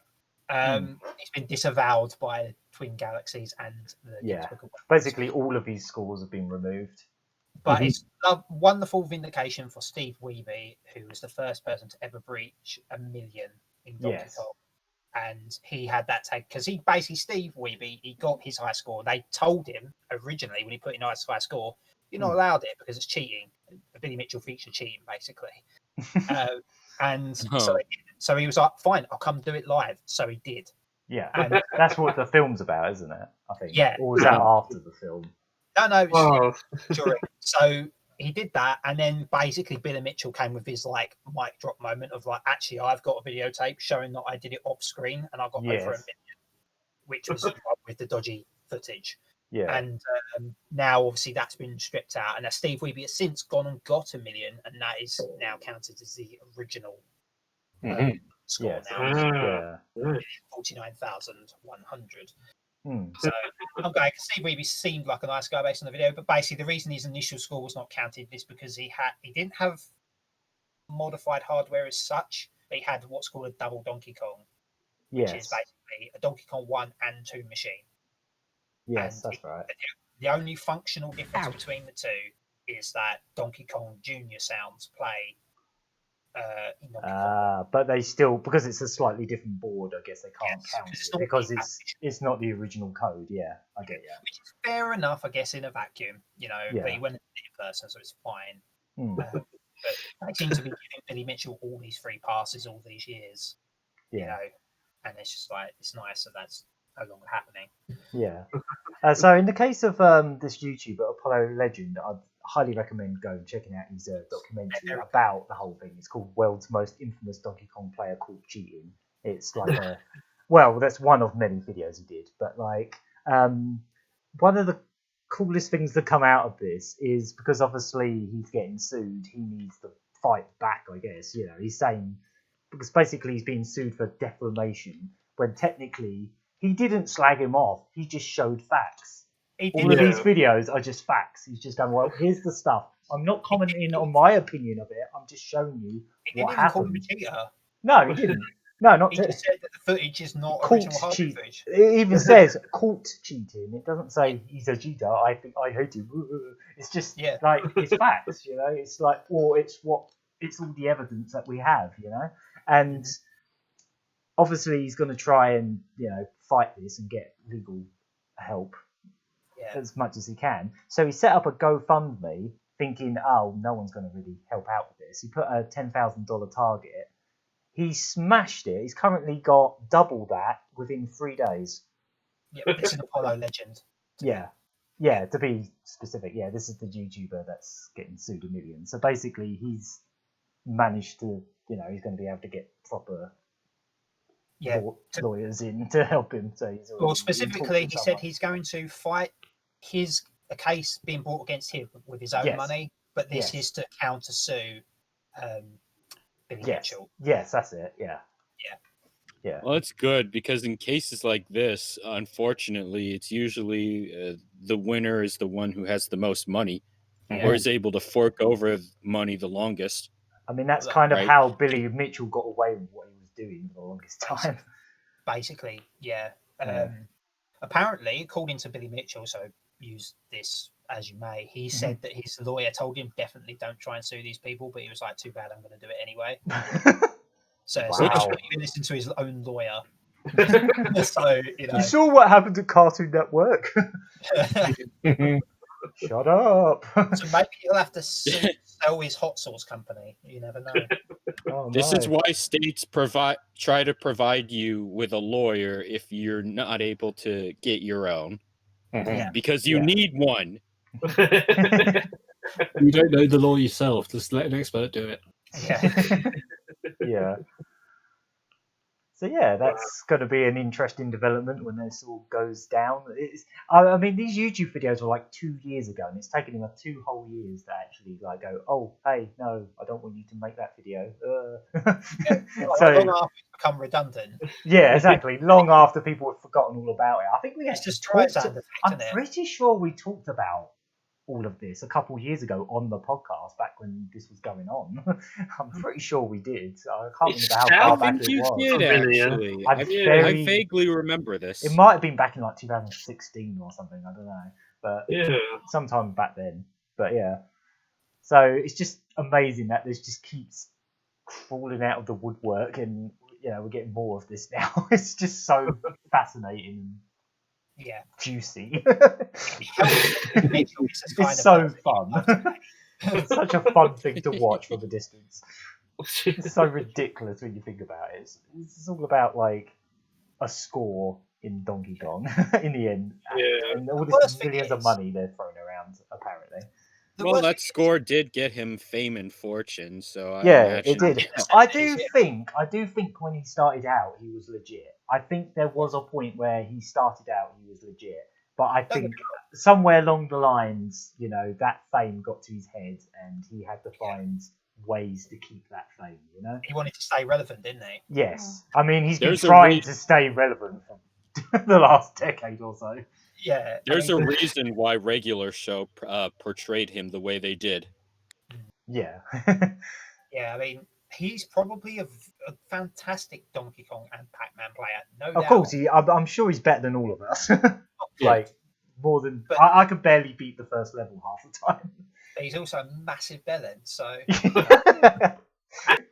That's not defamation. You can't sue us. We love the views, to be honest. Yeah, no, he's not. He's going to sue us in about 20 years' time when he finally finds it. Let me just look up what that episode was called. Oh, the episode's called High Score. So if you want to look up I'm pretty sure it's called High Score. Of what? The episode of regular show. It's the name of that episode of regular show where the Billy Mitchell parody was. It is literally just it's just like the character is literally just his head, a giant head with little arms and legs. It's really weird. That's about right. Yeah, and I think they do make direct references to the King of Kong film in there as well. Yeah, do watch that if you get a chance. Yeah, definitely. It's about an hour and it's a really, really informative documentary. I have always wanted to check that out. Yeah, I have the DVD knocking around still. I think it's just widely available on YouTube now as well. Yes, you can just watch it for free online now. Yeah. Yeah, it was a paid thing. Much to his dismay. Yes, I'm sure. Yeah, well, I'm pretty sure if you buy the movie now, it's gonna the proceeds are going to go toward his lawsuit. Yeah, well, I think it was a Twin Galaxies documentary, wasn't it? Yes. Yeah, so it would go. But Twin Galaxies has been shown to be a bit dodgy. Oh, yes. Yeah, well, they sort of go into Apollo Legend goes into that quite a bit on his channel as well. Yeah, so they're not angels either. Yeah, it was kind of like a bit of a mob game at one point. It was like an in-group, wasn't it? They were all oh, definitely, it was an in-group thing. Yeah. So swings and roundabouts. I guess. So yeah, that's that. Hopefully, we might hear some more about this in the coming months, I guess. Like if this even goes through, if it doesn't just get thrown out of court like last time, I guess we'll see. Yeah, it's like you can't sue over a YouTube video. Go away. Like it was a cartoon last time. Go to bed. Go to bed and think about what you've done. So we should update you if there are new information about it. Yeah, I mean, I follow the YouTube channel and all that, so I'll see what happens. So last week I had a little rant about Streets of Rage 4 and how you could only get it by importing from America on limited run games and stuff, and not being able to get the collector's edition and stuff. And then literally within maybe a day after that, or a couple of days after that, there's a new version coming out from a different publisher. In fact, there's two. So firstly, in Japan, they're getting a physical version in Japan, I think retail and shops, and I think it comes with like a soundtrack and stuff like that. It's not being published, but none of these are being published for Sega because they can't be asked. But at least someone is. I think in Japan, it's like some company I've never heard of. It's like 3DU or something like that. I don't know. Some weird company I've never heard of. But either way, they're getting it in a physical form. And I thought, oh, that's cool. Like if it ends up being cheaper in some way, I might consider that. But then a UK release got announced, like a European release by Merge Games, who I'm pretty sure they're a UK-based publisher or European in some fashion. Based in Manchester. That's it. Yeah. Okay. Yeah, it says it right here. I've got it right in front of my face. So they're putting out a regular edition, which will be available on store shelves, which this game deserves, from what I've heard. It's amazing. So it deserves to be on shelf stores right next to Sonic Mania Plus and all that kind of good stuff. And there's also a signature edition, which is being put up for pre-order right now. And this is the one I've ended up buying because it is absolutely lovely. It's not as elaborate as the limited run games one, but it's not $150 plus $40. It's about £8 more than the regular edition from limited run would cost me. I think it comes to about 50. I think after postage it was about £54, and I think the limited run regular edition was going to cost me about 45. So it's like £9 more. And what you're getting with it is you're getting a soundtrack on the CD, you're getting an art book, you're getting I think it's like a headband, You get like an Axel headband with it. Oh, nice. It comes with like a set of pins of each character, like little pin badges of each character. Cool. I'm trying to think what else it's got with it. I think that's most of it. I think it's got like a little Streets of Rage 4 logo keychain. So all of that stuff, and it's like 50 quid. It's not even that expensive. It's actually, I was like, yep, fine. I just bought it immediately, requested a refund with limited run, and that's done. That's all I wanted was a physical edition. Yeah, in this country that you can just easily buy. The regular edition, you can actually get it quite cheap on a few websites at the moment. I think I've actually seen quid. I've seen a couple places doing it for about 20 something, maybe 28. On PS4 it is. Yeah, on PS4 it's about £25. So if you want to get this game physically, it's not even going to cost you that much more than to buy it digitally. The digital version's like £23 or something like that. So. Yeah, this has made me a little bit livid. I don't know how someone could be a little bit livid. But if you've just bought the digital one, they really should have announced this beforehand. Yeah, they really should have announced this. They should have announced this, before it came out. I think what it was is Limited Run were actually holding them back from announcing it. I do blame Limited Run as far as I can say it. See. Yep. And Limited Run have actually gotten a little bit desperate. If you have pre-ordered with them, they're sending out Steam keys right now. So even though you've got to wait months for the game, they are going to throw in a Steam copy, which is nice. You know, they just throw a code your way. But yeah, if you're in America, then I'm sure you can get that really nice collector's edition with the figures and all that good stuff. But I'm perfectly happy with this merge game version. It's got loads of nice little bits in it. The things I'm most interested in are the soundtrack CD, the art book, and then all the other stuff is just stuff, really.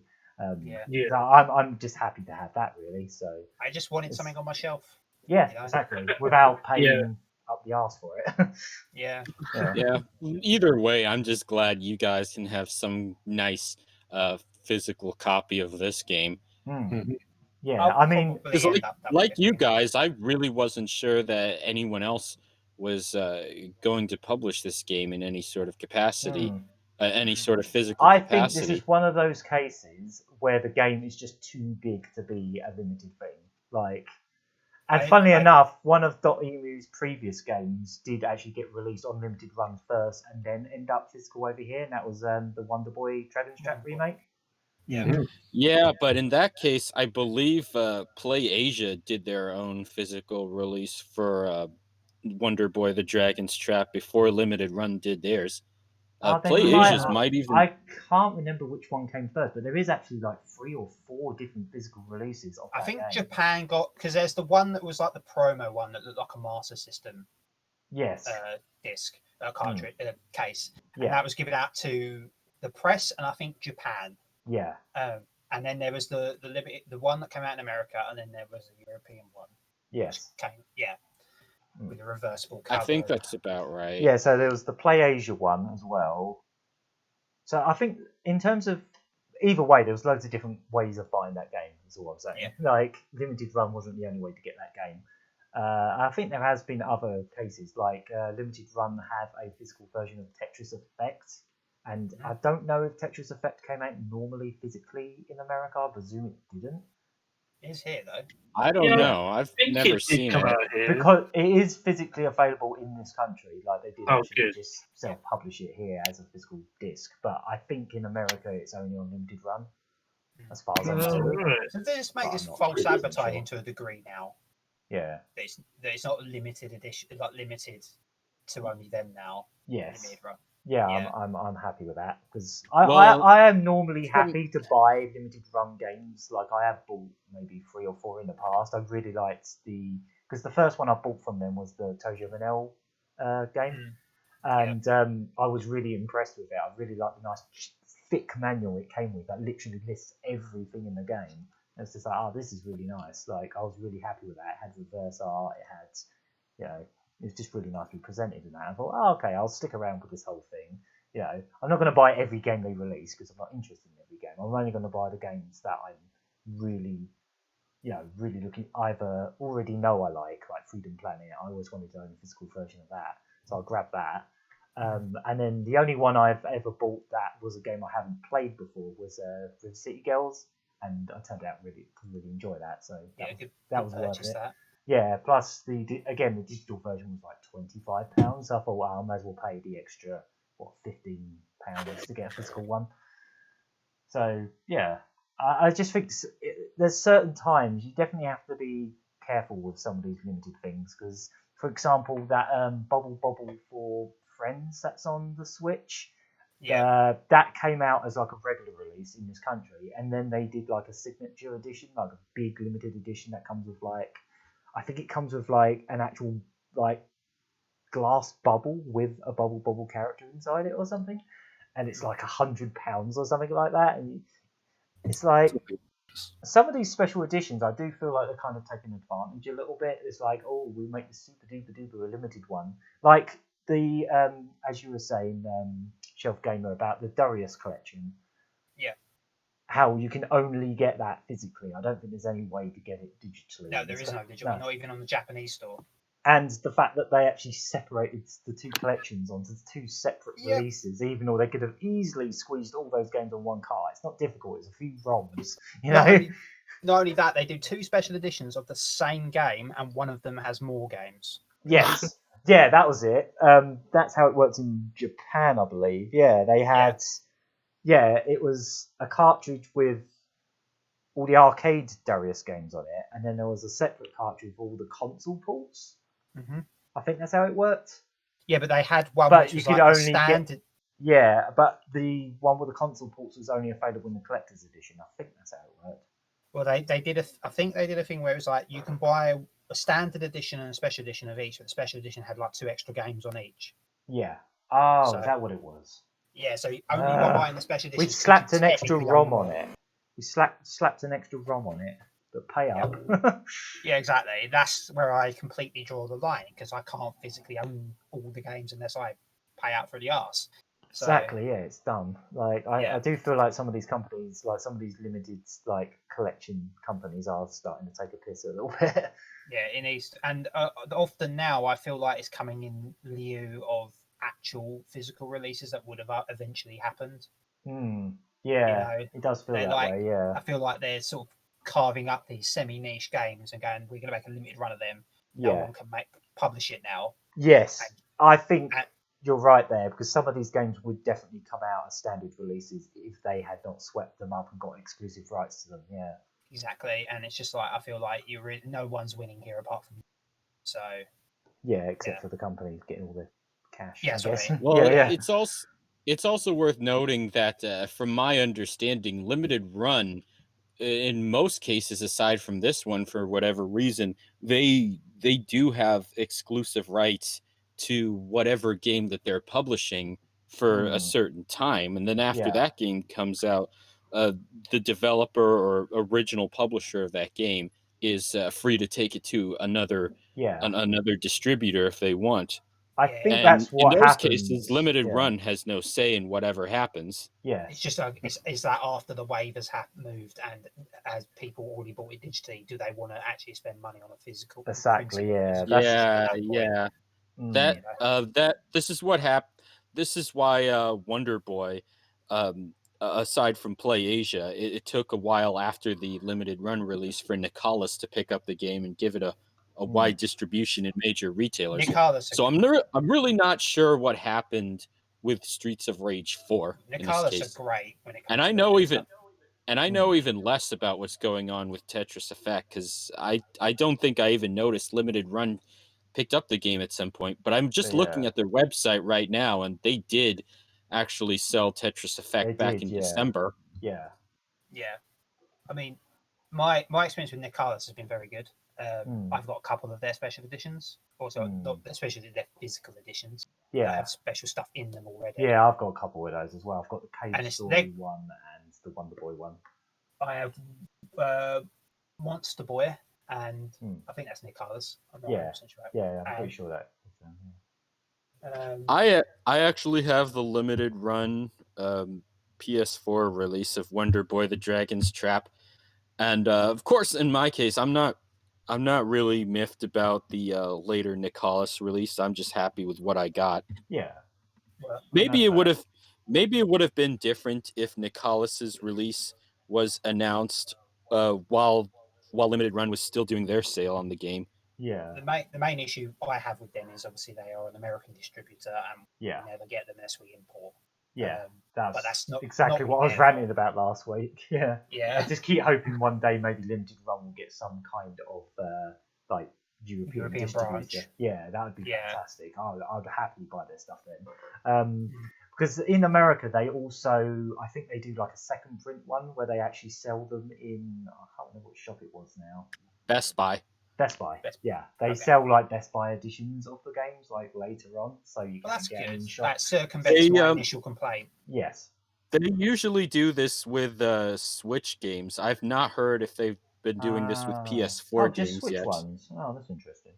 Yeah. But yeah, whenever I went to Best Buy, I would see a bunch of Switch limited run games there. It's just a simple physical release with a different cover art, though. So there's no special editions at Best Buy. It's still got the manual and all that, though. And of course, true to their name, that stock is limited too. So when Best Buy runs out, that's it. Yeah. I mean, but that to an extent, all games are like that. Oh yeah, but at least you can walk into a shop and buy them. I don't feel like I've got to queue up on some internet. Well, in most cases, from bigger publishers, games get much bigger releases, and there's always the chance of a reprint at some point if the sales went particularly well. Yeah. Limited Run has committed themselves to never doing any reprints, regardless of initial sales.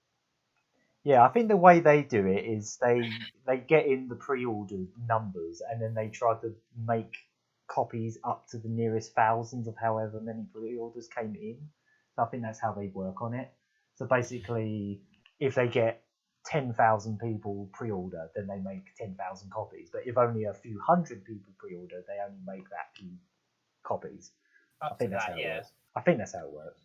And to their credit, and to Limited Run's credit, and to the credit of any other limited distributor like them, the reason they do what they do is because when you only have a certain amount of time or a certain period of time to get something, you might be more inclined to get it.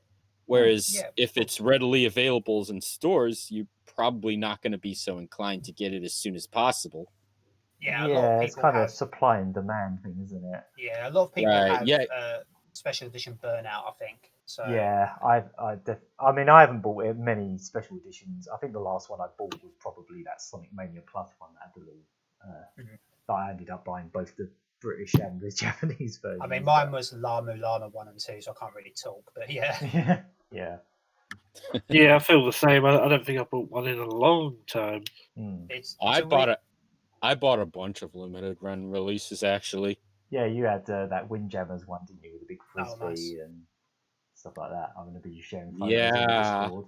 Yeah. It's a weird world we live in, though. It's like we couldn't get Monster Boy in Europe, like physically, but we could get a Gelos. Yeah, what's that all about? It's like you can get that for like a tenner. And get bloody a Gelos. You can get that game. You can get it for like £5 now. Yeah. It's like we can't get the actual game made by the actual Wonder Boy devs. We can get a weird, I think, Italian knockoff game, which is it's fine. It is really weird. Like what games, like they always go on about, this game's too niche. People ain't gonna buy this, and then you see some of the shovelware that comes out on the Switch. I know. Physically, don't you're that like, rubbish. If that junk can be published like on cartridge, then you can afford to put out your classic game, yeah. Exactly. Yeah. So yeah, listening. I don't know. It's an ongoing battle with money. So trying to because they are saying like physical games on their way out, but judging by some of this stuff, I don't think they'll ever go out because there'll always be someone else. No, there's always going to be that demographic like me or yourself who just like most of us here, I think. Yeah, most of us here, I think. Yeah, that want that physical copy. Yeah.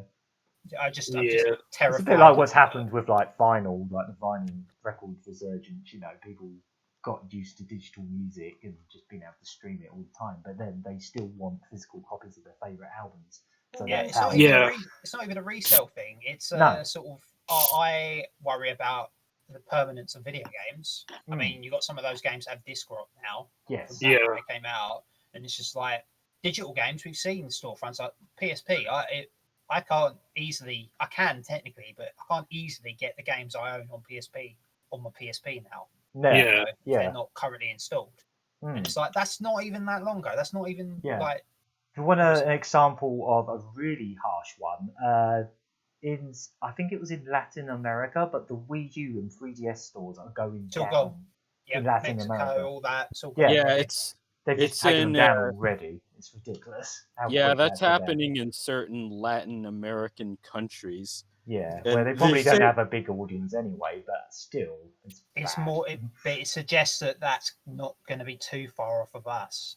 Yeah, you know, I don't think it's going to be that much longer. You know, most likely, no. You won't be able to download Meme Run anymore.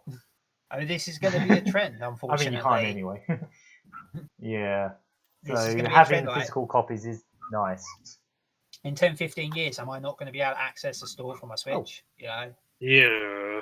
Oh, cool. You know, that's going to suck, but that's unfortunately what we dealt with. So if I, for some reason, had not had Streets of Rage on my Switch installed at that point, because God knows I've got arcade games in my Switch because I do not have a big SSD card in there. Yeah. You know, am I screwed? You know. So give me a physical copy. Yeah. You know, and not that cheating thing where you go, oh, here's a physical copy, but most of it's a download. That doesn't count. That does not count. That is a box. Yeah. You know. Yeah. The worst ones I've actually seen Switch games that are just cases and they say download code. Yeah. No cartridge included. It's like, why did you bother then? It's not. And most of the time, the problem with the Switch stuff is basically the cartridges are quite expensive to get the high capacity ones, so they just cheap out. It's like, oh, we could pay out for a 32 gigabyte card, or we can just put a download code in the box. Well, it's like so they go with that.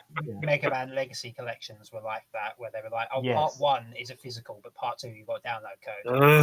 Yeah, and I think in Japan you could get all of them on cartridge. Yeah, they're both on Japan's. There's even a box set. There's a beautiful Switch box set that's just got Mega Man Legacy 1 and 2, X 1 and 2, and 0 and 11. I think Mega Man 11 as well. Yeah, it's just a big old box set with all of them in. It's just like, that's good stuff. That would be wonderful to have. And the problem is they probably actually have the English versions in there anyway. So it's probably exactly the same. Yeah, if you put that in an English Switch, it'll probably be in English because that's how most Switch games work. Yeah. Exactly. But I mean, Mega Man X4, when they released it on the collection, other than changing the Japanese intro song to the English one because of licensing, because they had a Japanese singer doing it, they had to put the crappier, depending on how you look at it, English version on there. It's the same. You can play English or you can play Mega Man X4, or you can play Rockman X4. You know, it's up to you. So do what you like. Yep. So, Instant Sonic just commented he's anticipating ports of Mega Man Legends, and I really do hope that happens. I can see that. That would be really good. I mean, they've done like Zero and ZX and all that, so they haven't got the excuse of, we can't do DS games or anything. They have done DS games now. The Legends series is my favorite Mega Man, so I'm eagerly awaiting that. I still need to play those. I really do. I wouldn't be surprised if they do Battle Coliseum, like. What was that series called? EXE? I wouldn't be surprised if they do. Yeah, Battle Network. That would actually be really cool. I mean, there was like 45 of those. So there was a lot of those. At one point, it felt like there was Mega Man games. Yeah, because they did multiple versions later on. Yes, they started doing the Pokemon thing, didn't they? I would buy that though if they did a Battle Network collection. If they pulled them, I would like to try them. But if they do a Legend, to have them all. If they do a Legends collection, they do kind of need to have analog for camera controls because it's a bit of a clunker. Legends. I love it. Yeah, they probably do need to. It's one of the nicest looking. I think like its art style has stood out from that era better than most games from the PS1 era. As far as 3D games on the PlayStation, like that sort of semi-cell shaded look it had, it still holds up.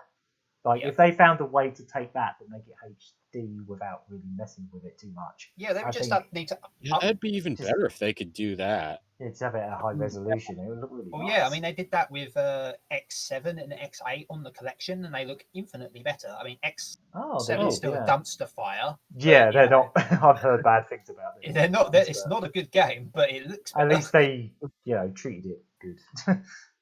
Yeah, I mean, it's something. Even if they didn't do I would buy it. I would buy any Eggman collection they release. Yeah, Yeah. So, the only reason I haven't bought the ZX one is because I have not only the physical ones, but I can't remember if I gave that to Murry Curry, actually. I might have given them my physical copies to him now of the Game Boy Advance ones. You gave me some of the Zeros, yeah. Yeah, but I bought the DS collection, so that's right, yeah. I have that, and I have ZX1 and 2 on my DS. But I'll probably get it on my Switch anyway. Who am I kidding? So, Who am I kidding? Who am I kidding? Right, okay, so I guess one last piece of news. I don't know if Hunk Thunder wants to describe this one because he was the one that discovered this, and this is kind of crazy. It's about John Romero. Mm-hmm. Yep. Isn't that the Doom guy? Yeah. Yep, that's the guy. Yeah, he's the guy who was gonna make us his bitch. Still waiting. I knew someone would bring that up. That old dad. Yeah. So basically, his wife Brenda, she makes games as well, and there's this game called Empire of Sin that's coming out for Nintendo Switch and other consoles soon. I think they showed it at last E3, didn't they? It's like an isometric gangster game. It actually looks really nice. Yeah. Oh wow. Yeah, I remember them showing it off. I haven't thought about it in a while, but yeah, that game was in Nintendo's E3 showcase last year. Mm-hmm. Yeah. Well. So that's been around for quite a while, but only today, I only found out that one of the sort of crime lords, as it were, in the game, is based on John Romero's great grandmother in real life. Oh, yeah. So, just trying to read the article here. Born in late 1800s. Basically went around. Well, the game's based going around Chicago and being like not so much the dawn of everything, but the Empire of Sin. That's what you. Yeah, that's pretty much it's self-explanatory. But yeah, yeah. So the actual head of the family, as it were, is John Romero's great grandmother. That's amazing. The Romero family. Yeah, so he's sort of like paying tribute to his grandmama by putting him in a game. I wondered how he could afford that giant 1080p CRT that he coated Quake on. Yeah. Have you heard about that? No. Wait, what? There's a picture of him on the internet. If you type out like John Romero CRT, he had back in like 95 a 1080p 16:9 28-inch CRT TV that he used to play. Oh yeah, way ahead of his time. Oh my god, is this it? Yeah, 1080p did exist back then. There it is. So he was rocking HD ages ago. Oh Apparently man, look at that. That's mad. One of the reasons that Doom has an odd frame rate on PC is because he was running on a 75 hertz one, and he decided to. He basically made it so he could halve it, and then it would be that exactly for other people's TVs, basically, and it would fit right with it. So sometimes you get versions that don't do that properly, and it's a bit wonky. Because he's always buying these ridiculous TVs. So that's why I get car sick when I play Doom. Yep. Yeah, I'll put a picture up on the stream, actually. There it is. Hang on, I'll blow this up. It's a bit low res.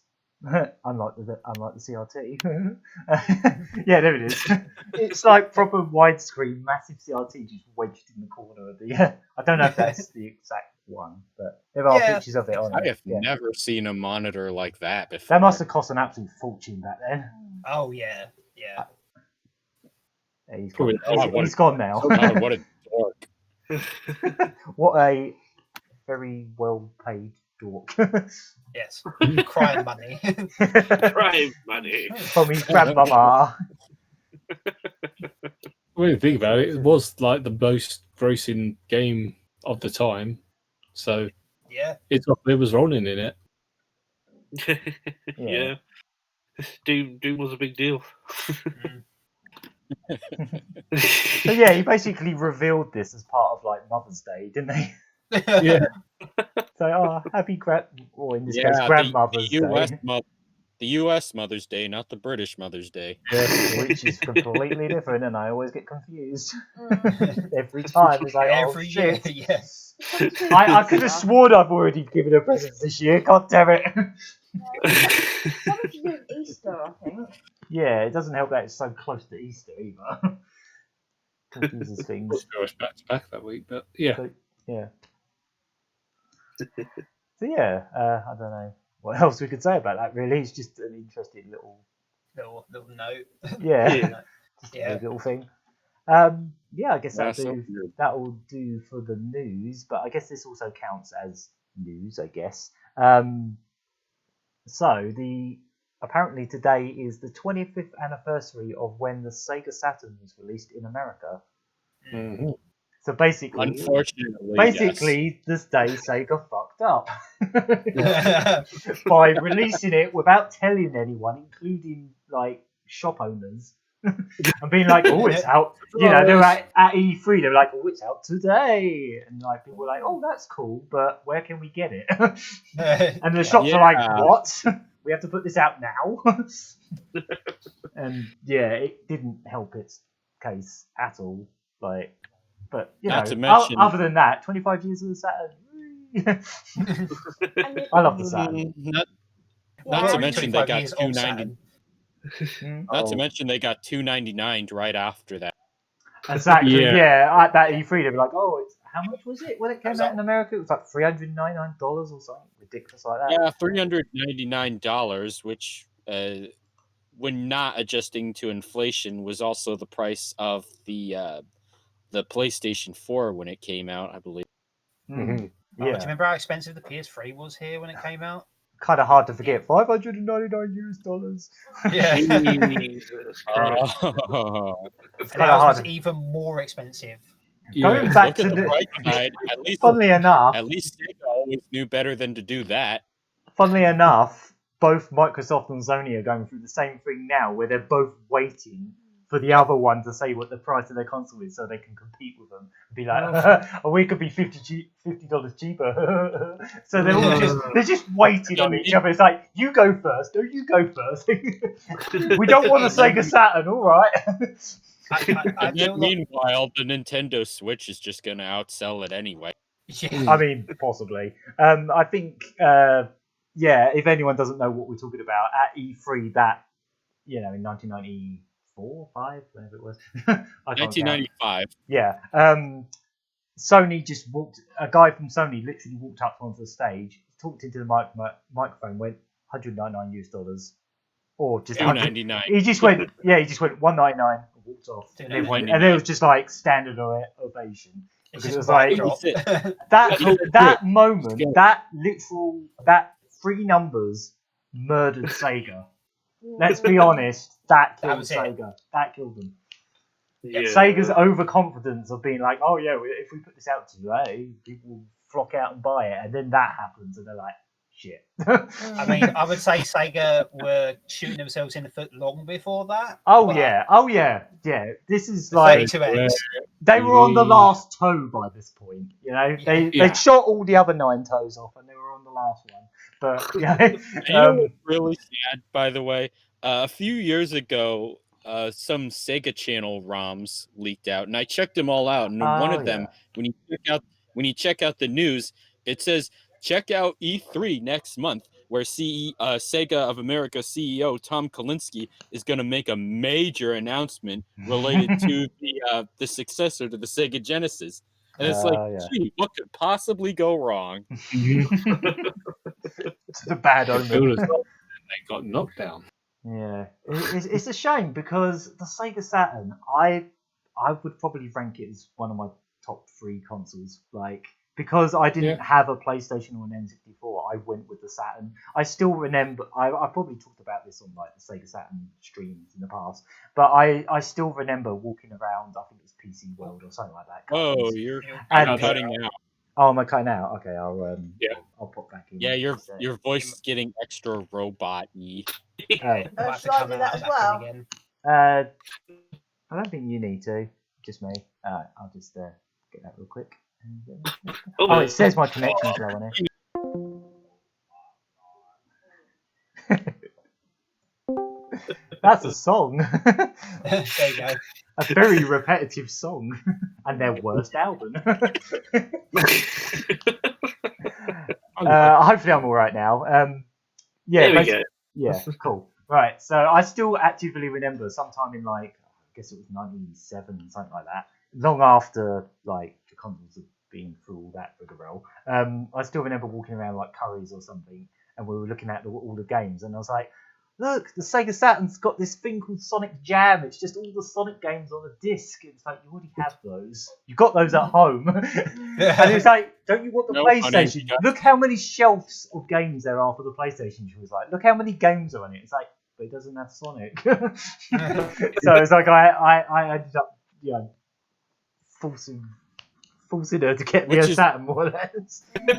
But the good thing was there were really good bundles of it because they were desperate to get rid of them. So they were like, you could get a Saturn, I think it was like 250 quid, and it had like 10 games. It was like, yep, that'll keep you going all Christmas and beyond. So I think it had Sonic Jam, it had, I can't remember every game, but it had a lot of good games of it. It had that Sega Ages disc with Outrun, Space Harrier, all that. It had the Bubble. The volume 1 and the only volume that came out. Yeah, never say volume 1 on anything. Yeah. it jinxes it. It had like it had the Bubble and Rainbow Islands disc. It had basically like when you looked at it, the way I managed to coax my mum into it, it's like, right, this one's got 5 games on it, this one's got 3 on it, this one's got 2 on it. You basically get me 30 odd games. The same strategy that worked on the Mega Drive didn't work. Yeah. I'm glad your mom could be convinced because my mom would never ever want to buy me a Saturn or a Dreamcast. The PlayStation. I told this story a bunch of times before. My mom did get me the Nintendo 64 and the PlayStation. Didn't need much convincing, and I don't regret getting either of those consoles. I still love them to this day. But like back then, I really wanted a Saturn as well. I just really wanted to check out everything there was. But the closest I got was like I had PC ports of a few Sega games. So like I had the PC versions of Bug, Baku Baku, and Sonic R. Sonic R, I had it for PC as well. That's where I first played it. I think that's where most people played it. Full stop. Most people. I think the Sega Saturn is just that bright.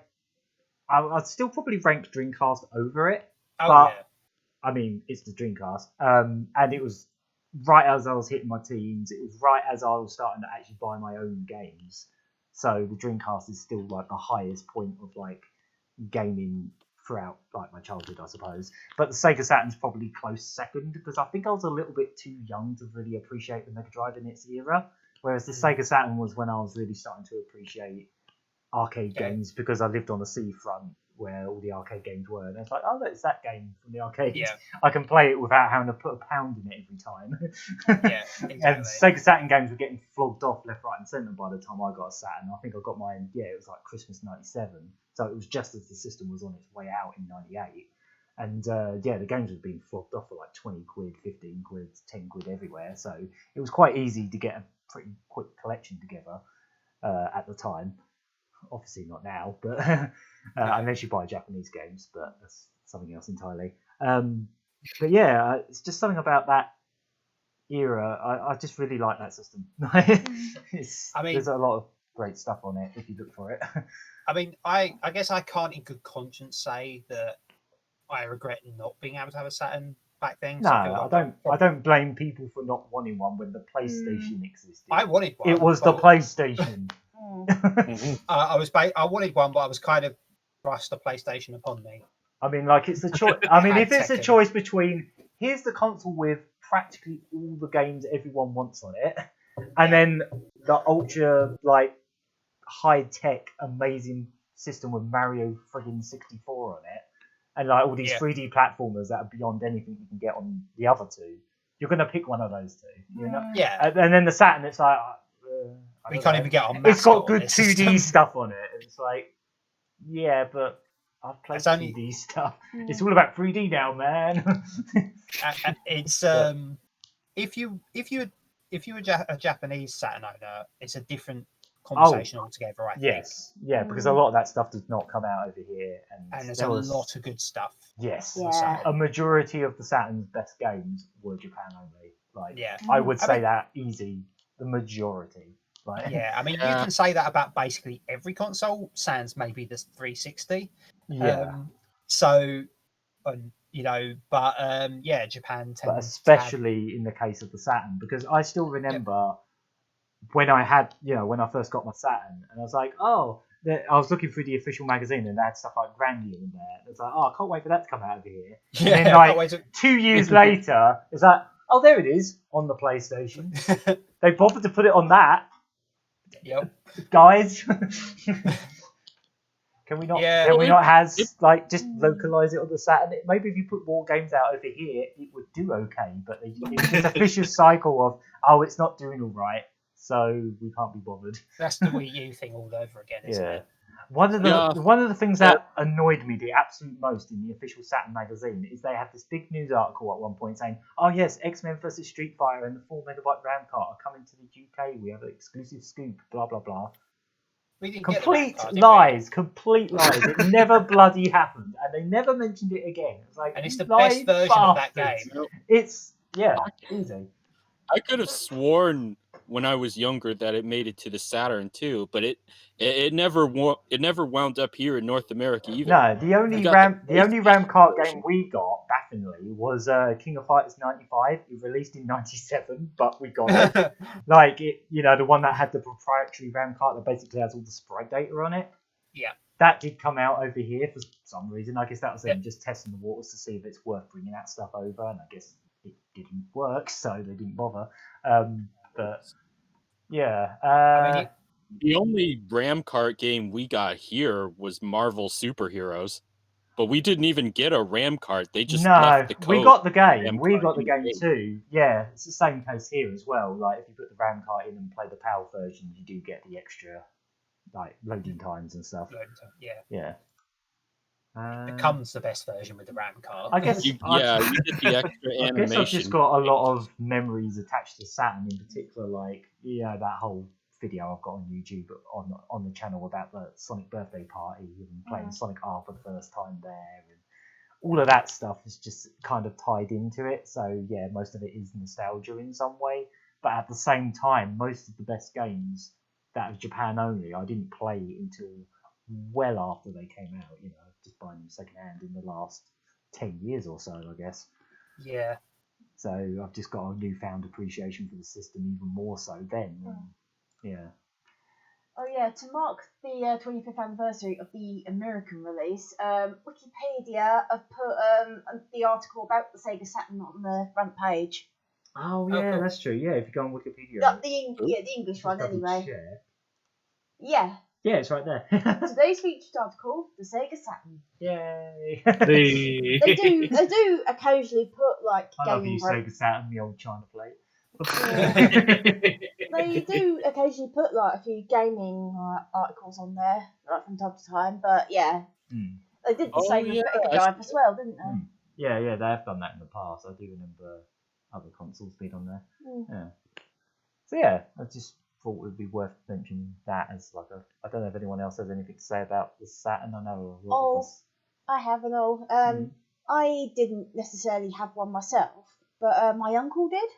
So that way, I was still able to like play around with a few games. Like he didn't really have a lot of like child-friendly games, like stuff like Tomb Raider and Resident Evil and SSX and that. SSX.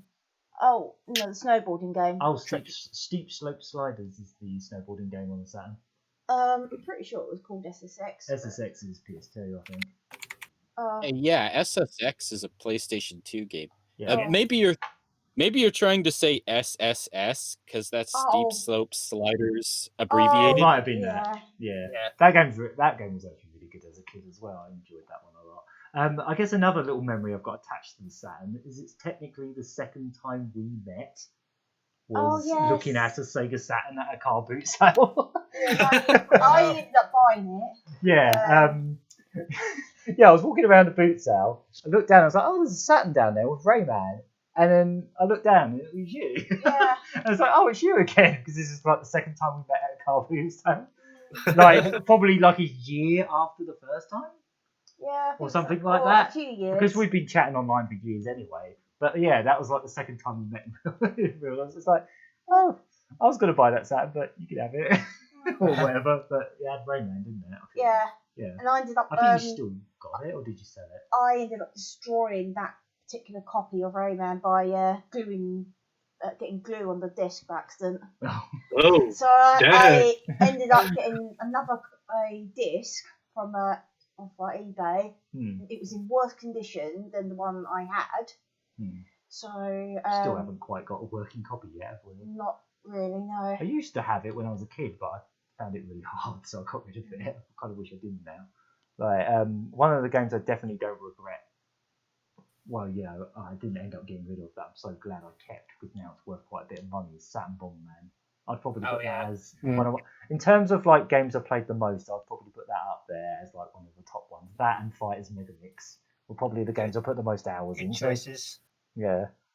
Yeah.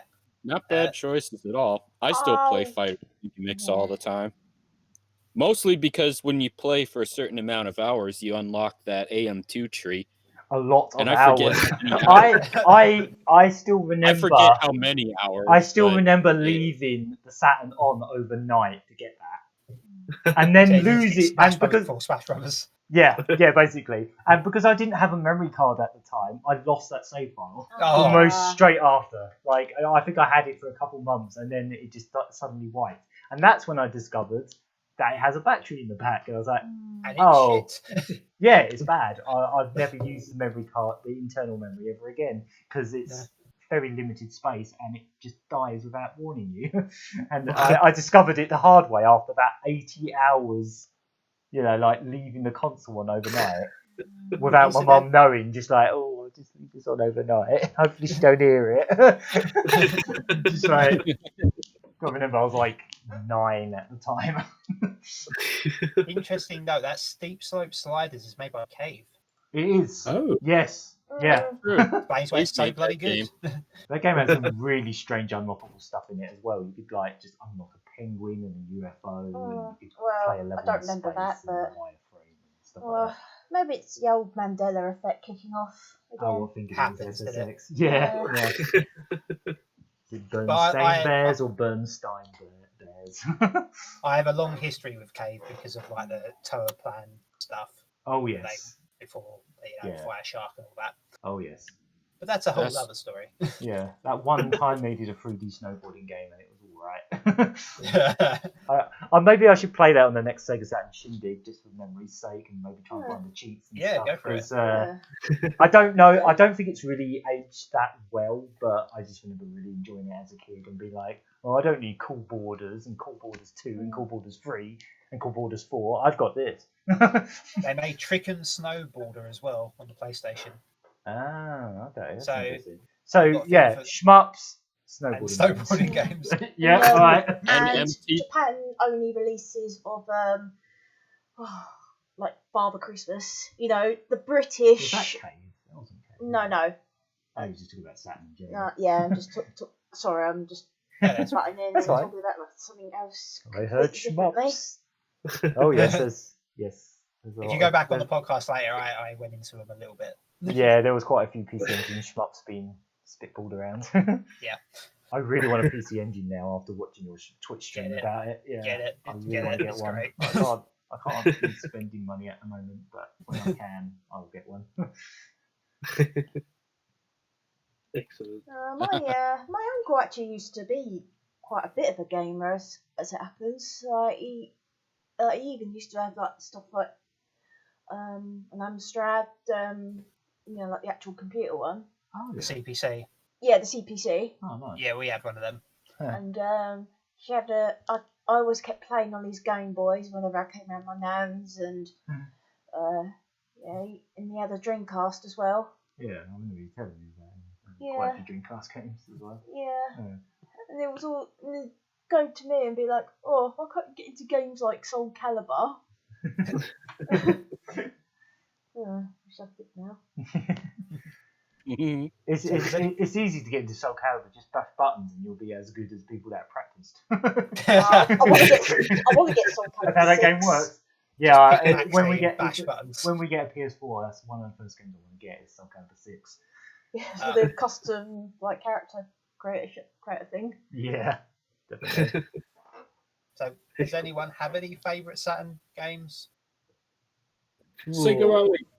Sega Rally is definitely up there. That's up there. That's one of the most I don't know why, because it's so limited. There's only 2 cars and like 4 tracks, but that is one of the most replayable racing games. I think, is it 3 or is it? I thought it was 2. It's 2 cars, I think. Yeah, 2 in the arcade, I think. Yeah. Go to Silica. Either way, there's so little content in that game, but it's like one of the most infinitely replayable games. I could just go back to that and just play that for half an hour every. Yeah, I feel like now. Forever. Yeah, it's just like the most chill thing. It's just like, I'll just kill half hour on Sega Rally, listen to the cool music, watch through all the replays where the even better music is. I think your audio's wigging out again. Sorry. Oh, okay. Is it on my end or no? No, yours. The mics are coming through. Just mine stays. It's confusing. We've got this setup is weird. Right, I'm back. We're back. Yeah. Yay! I'm no longer a bad Nick. So yeah, I don't know if anyone else has got anything they want to share about any experience they've had with the Saturn. Well, my Saturn. Sorry. I was just going to say, I'm sad to say I didn't really have that much exposure to the Saturn. That's one I missed out on. You're robot sizing as well. You're a robot now. Oh no! Okay. Okay, hang on. That robot. Damn you, Robotnik. It's Billy Mitchell. He's watching the stream. Yeah. There we go. He's suing our internet provider. Yes.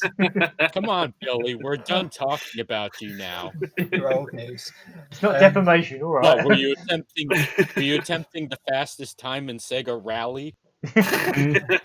Oh, he shocked me. Legitimately, I hope. So I didn't have a Saturn at the time. I wanted one, but like I say, I was got a PlayStation. Probably a good thing in retrospect. But I found my Saturn at a boot sale as well. Well, I say as well. I found my Saturn at a boot sale, and it came with Sega Rally and 2 wheels. So I got it for about 20 quid. So I was quite Nice. yeah, this was quite late. This was after the Dreamcast was out. Yeah. So I mean, that was that era where you could go to a car boots out and find a Saturn for $5 and be like, okay, I'll try it. You know, you could get Dreamcast for that cheap sometimes. So, you could get GameCubes for £3 at one point. I just remember going to boot sales and just ending up with several GameCubes because they were just so cheap. You're like, why not? I have 3 GameCubes now. So yeah, I did have a Saturn, and I decided to go retroactively pick up some games that I didn't have. I got Sonic CD in, and probably ended up Sonic 3D, ended up probably preferring it on the Mega Drive because of the music. It's better on the Mega Drive, I'll be honest. Yeah. Like, I like some of the extra visual touches, and some of the songs in the Saturn 1 are good. Like some of the later songs have got some really banging. But Rusty Ruins on the Mega Drive is just so good. Yeah, but it's not. You really are an arsehole. Who could have predicted that? So I managed to get that. I managed to get a few games like Panzer Dragoon 1 and 2. Not Nice. Saga, obviously. No, good luck. Yeah. Another random memory about shops back then. I remember Woolworths had a copy of Panzer Dragoon Saga. That was the only time I ever saw a copy of it. Outside of like CEX in recent memory, but one of my biggest I'm an idiot in retrospect moments was on my birthday. I got given enough money to buy one game, and I went into Electronics Boutique as it was known then. Yeah. And as was the style at the time. Yeah. I remember because at that time I knocked over one of the displays, but never mind. It's neither here nor there. That poor cardboard. So I won an RPG because I was at a phase where basically I didn't exclusively play RPGs, but that was a big thing I played. And I was like, okay, cool. So I went up there and they had Suikoden 2 and they had Monster Rancher. Can you guess what game I decided to walk home with? Well, you know what? Monster Rancher is a damn good game. It is a good game. It's not nearly as expensive as Suikoden 2. Yeah. I later found out. Yeah. So, fortunately, I had Suikoden 1 and 2 now, but it's one of those shameful memories where I kick myself because I knew I wanted it. Yeah. In the case of Panzer Dragoon Saga, I saw it in Woolworths. This was still that period of time where I wasn't buying my own games, and it was like, it's 50 quid. I got the first disc with the magazine. Do I really need to buy the full game? Maybe I should play through the first disc first. Well, when you realise how short it's in Panzer Dragoon, yes, you do. Yeah, the first disc of Saga was given away with the official magazine, which is still one of the coolest things a magazine has ever done. Yeah. That is pretty damn awesome. I'm surprised I'm not terribly surprised it didn't sell better, but that probably didn't help. No. Here's a good way of advertising it. Well, it's not like giving maybe we should have put all of a fourth of the game. Maybe we should have given people a fourth of the game. Yeah. But well, in my case, I had never even heard of Panzer Dragoon Saga or Suikoden at the time. Suikoden I was familiar with at the time, but not Panzer Dragoon Saga. I didn't know it existed back then. But I played 1 and 2. But my favourite Saturn game is not one I played at the time. It was a toss-up between Shining Force 3 or Shining the Holy Ark. I can't choose which one, but either of those. I'd probably go with Shining Force 3. Probably. The only thing that sort of stops me doing that is, as you know, it's supposed to be 3 games. Yes. And they, in their infinite wisdom, they translated 1. Yep. I changed the ending to make it seem like it was 1 game.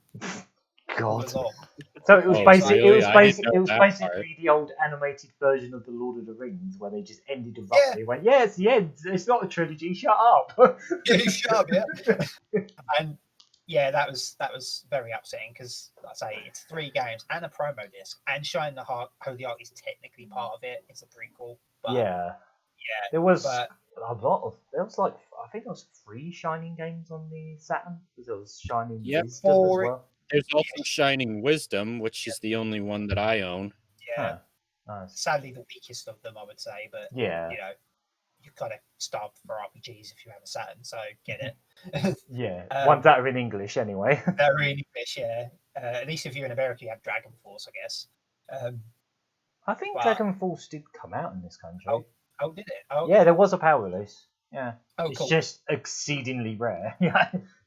I don't think I ever saw it when it was relevant. So is there a not rare RPG on the Saturn? That's in English? No. No. Virtual Hydelize. Virtual Hydelize, yes. I actually got kind of addicted to that piece of crap. Yes. That game is weirdly addicting. Yeah, it's just, there's Mystaria, that's worth a fortune here. or Blazing Heroes. Either way, that game's not too expensive. I mean, it's not an RPG, but I played Blazing Dragons on the Saturn. Oh, the point and click. Yeah, the point and click. Oh, Blazing. Yeah, that's what I was thinking. I kept almost accidentally saying either Blazing Dragons or Blazing Lasers when I tried to say Blazing Heroes. One of those is a PC Engine game. Yes. If you go backwards on the podcast, you'll hear about it's a shmup. I didn't know. Did someone say shmups? I heard shmups. So I mean, a lot of my Saturn knowledge is sort of after the fact. I never really played one at the time. It was one of those things where I used to collect STC, Sonic Comic. Yes. And they kept banging on about 32X and all that. And They did. They barely mentioned the Saturn's SDC. Yeah, they barely. As soon as like I think it was around the time that 32X was coming out was when they were really cutting back on the more magazine elements of that comic, where they used to have the charts and all that. Yeah. They really didn't advertise the Saturn as strongly as they did like previous systems. No, they kept banging on about Knuckles Chaotix. Yeah. And I really wanted it at the time. Yeah. Same. But I'm glad I didn't get a 32X at the time, but I've never played a 32X. Yeah, I've got one, but I'm not happy with it. There's a reason it didn't take off, and it's because it's a nightmare to set up. Especially if you've got a Mega Drive 1, you have to basically put all this bondage metal into the cartridge. Wedge it in there. To wedge all this stupid metal prongs that get bent up all easily, and it's sad because you've got a really elegant looking Mega CD if you've got like the actual disc tray version for the Model 1. Yeah, I've got the second one, but I still like that one. It's fine. I think it looks very elegant when you've got like the Mega CD and the disc Mega tray Drive one. Yes, I'd love to own one of them. I've never had a Mark 1. Yeah, I think I first played the burner on the 2. Yeah. Bit of a tangent. Now you're getting roboticized. We're all getting roboticized, one after the other. Billy, no! I'm not having that happen with me, am I? Hasn't happened yet. No.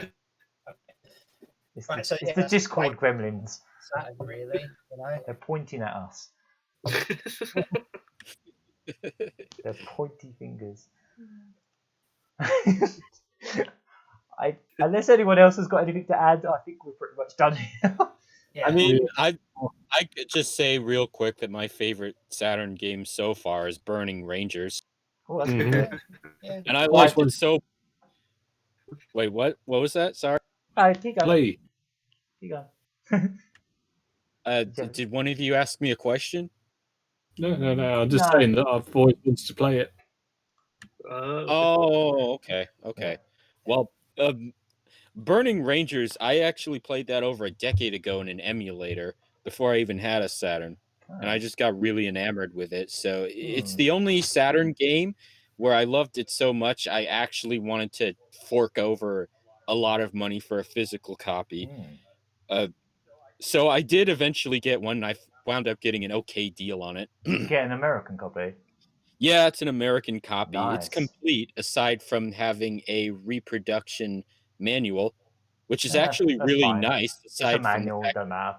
If it looks the part, it looks the part. This is what matters, really. I mean, it's printed on different paper, but other than that, it's a really nice reproduction. But yeah, that one's my favorite. I really enjoyed that game a lot. I was well over the moon when I saw in Sonic and All-Stars Racing Transformed that they actually thought about it enough to make a whole racing track. I love that. Out of Burning. I was so happy when they did that. Oh, that was brilliant. That is the best. That is one of the best things they put in that game. Just like that One whole of the- level with the remix. It's just like, oh yeah, this is Bloody this hard is just level, though. this is for a very very specific subset of Sega fans. The kind of Sega fans that actually hung around with the Saturn until its last dying days. You know, that was one of the last games released in the UK, other than like Deep Theater. It was the last Saturn release in North America to be published by Sega of America. Yeah. I think the last Saturn game in America, full stop, was Ray Earth. Magic Knight Ray Earth. That's the one. Yeah, I think it was that. Yeah. One of Working Designs is his game. Yeah, it was. Yeah, that was one of Working Designs games. Although it was developed at Sega of Japan, I forget. It was a Sega game. Which developer exactly, but yeah. My experience with Burning Rangers is I couldn't find the game to. I could only get so many games per year at that time because I didn't have my own money to buy games. So all I had back then to keep me going was a demo disc that had a rolling demo of Burning Rangers that just let you watch the characters walk around and put out fires to the music every time. It just it would play that vocal song over and over again and just show each character running around. It's like, oh, this is nice. It's like I'm playing the game, but I'm not. That's all I had. I've got a Japanese copy of the game now, but I kind of feel like that game needs English because it does have a lot of voice acting that instructs you where to go and like what to do. There's no like text stuff either. It's almost entirely voice acted, so it kind of makes it a little bit harder to play if you play it in Japanese. Yeah.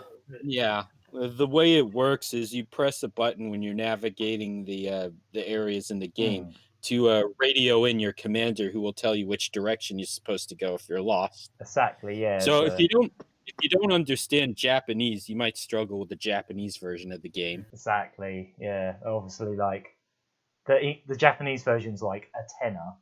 The PAL one's like £100 at least now, and I think the American one's even more than that now. So, almost 300 when I bought it. Rare. Usually, PAL version would be the most expensive. Yeah, there's a few exceptions. When I bought my copy, it cost me about $175. That's not bad. But again, that was just because of the reproduction manual, which I didn't mind at all. Yeah. And like I said, it did look really nice anyway. Yeah. Oh, that's fun. And you got it for like almost $200 less, so that's not bad. I know. It took a long time of me just going back and forth on eBay just to look for it and see what I find. And eventually I got lucky, I guess, if you can call it lucky. Yeah, lucky hit. And then I'll just give one little memory I have. I don't have too many memories of the Saturn because I didn't have one. So it's it's pretty easy to remember the few ones I did have. Where most of it is like I had one neighbor who had a Saturn, and I remember playing nights there. I remember playing nights at Funko Land, which was a US video game store. Yeah. And then the one other thing that stands out to me is that back when I was really young, when I was in the Boy Scouts, and I hated the Boy Scouts because it was full of bullies who would constantly pick on me. And you didn't have Sonic Boggles either. No, we did not. Ours had Sonic Boggles. A whole bucket of them. Go on. Okay, so when I was in Boy Scouts, I had to do this thing at the house of one of my bullies from time to time, and the bully's mother was really nice to me. So at one point, this bully actually had a Sega Saturn. So his mom, when he wasn't around, she let me play with it. And I specifically remember playing Panzer Dragoon 2 and X-Men Children of the Atom. Oh yeah, nice. He was only bullying you because he had the console no one else wanted. Probably, yeah. Man, maybe he was he was just jealous. I think this was before I had a Nintendo 64, so he couldn't have been jealous of that if he knew. I still remember going into primary school. I would take the Sega Saturn magazines with me, and I remember my schoolmates just going, "You only buy that magazine because it's got loads of anime girls on it or something." It's just like, look, it's got boobs on the cover because it had like Dead or Alive on the cover or something like that. Because this was the point where they were just talking about Japanese games, like in '98 or whatever. And I just remember they were like, "Oh, you only buy that because it's got boobs on it." It's like, no, I'll buy it because it's literally the only thing about this console I own that is publicized. Yes, these kids were still going on about cooties, right? Like you like girls, or maybe you like girls. Oh, that's dumb. And then I remember the specific. You'll find this hilarious, Tom. But the issue that they were specifically talking about when they said, "Oh, you only buy it because it's got boobs on it," it was a cover. The cover was about Symphony of the Night. Oh, for God's sake! It was what's her name? Marie. Succubus. Oh, no. That's about as tame as like a tiny little bit, like teeny weeny bit of cleavage, you know. Jesus Christ! Yeah.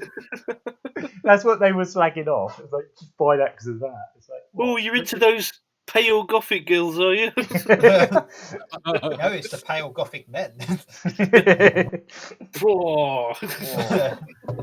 Oh man, you got S&K heroines? Oh, don't play as that girl wearing the Victorian dress in public. Right, so I think because we're getting close, we're edging towards 3 hours now, so we should probably wrap this up now. Yeah, we've overrun. We seem to get they seem to get longer every week. Yeah. Eventually, we'll do a 24-hour podcast. Oh yeah, that's gonna happen. Well, we've done about 3 or 4 12-hour streams in our history. Oh, definitely, yeah. I think. Yeah, 24. including the Dreamcast Junkyard ones, I've probably done about 5 12-hour ones, I think. Yeah. But yeah. Anyway, that's been the 70th. It's a milestone.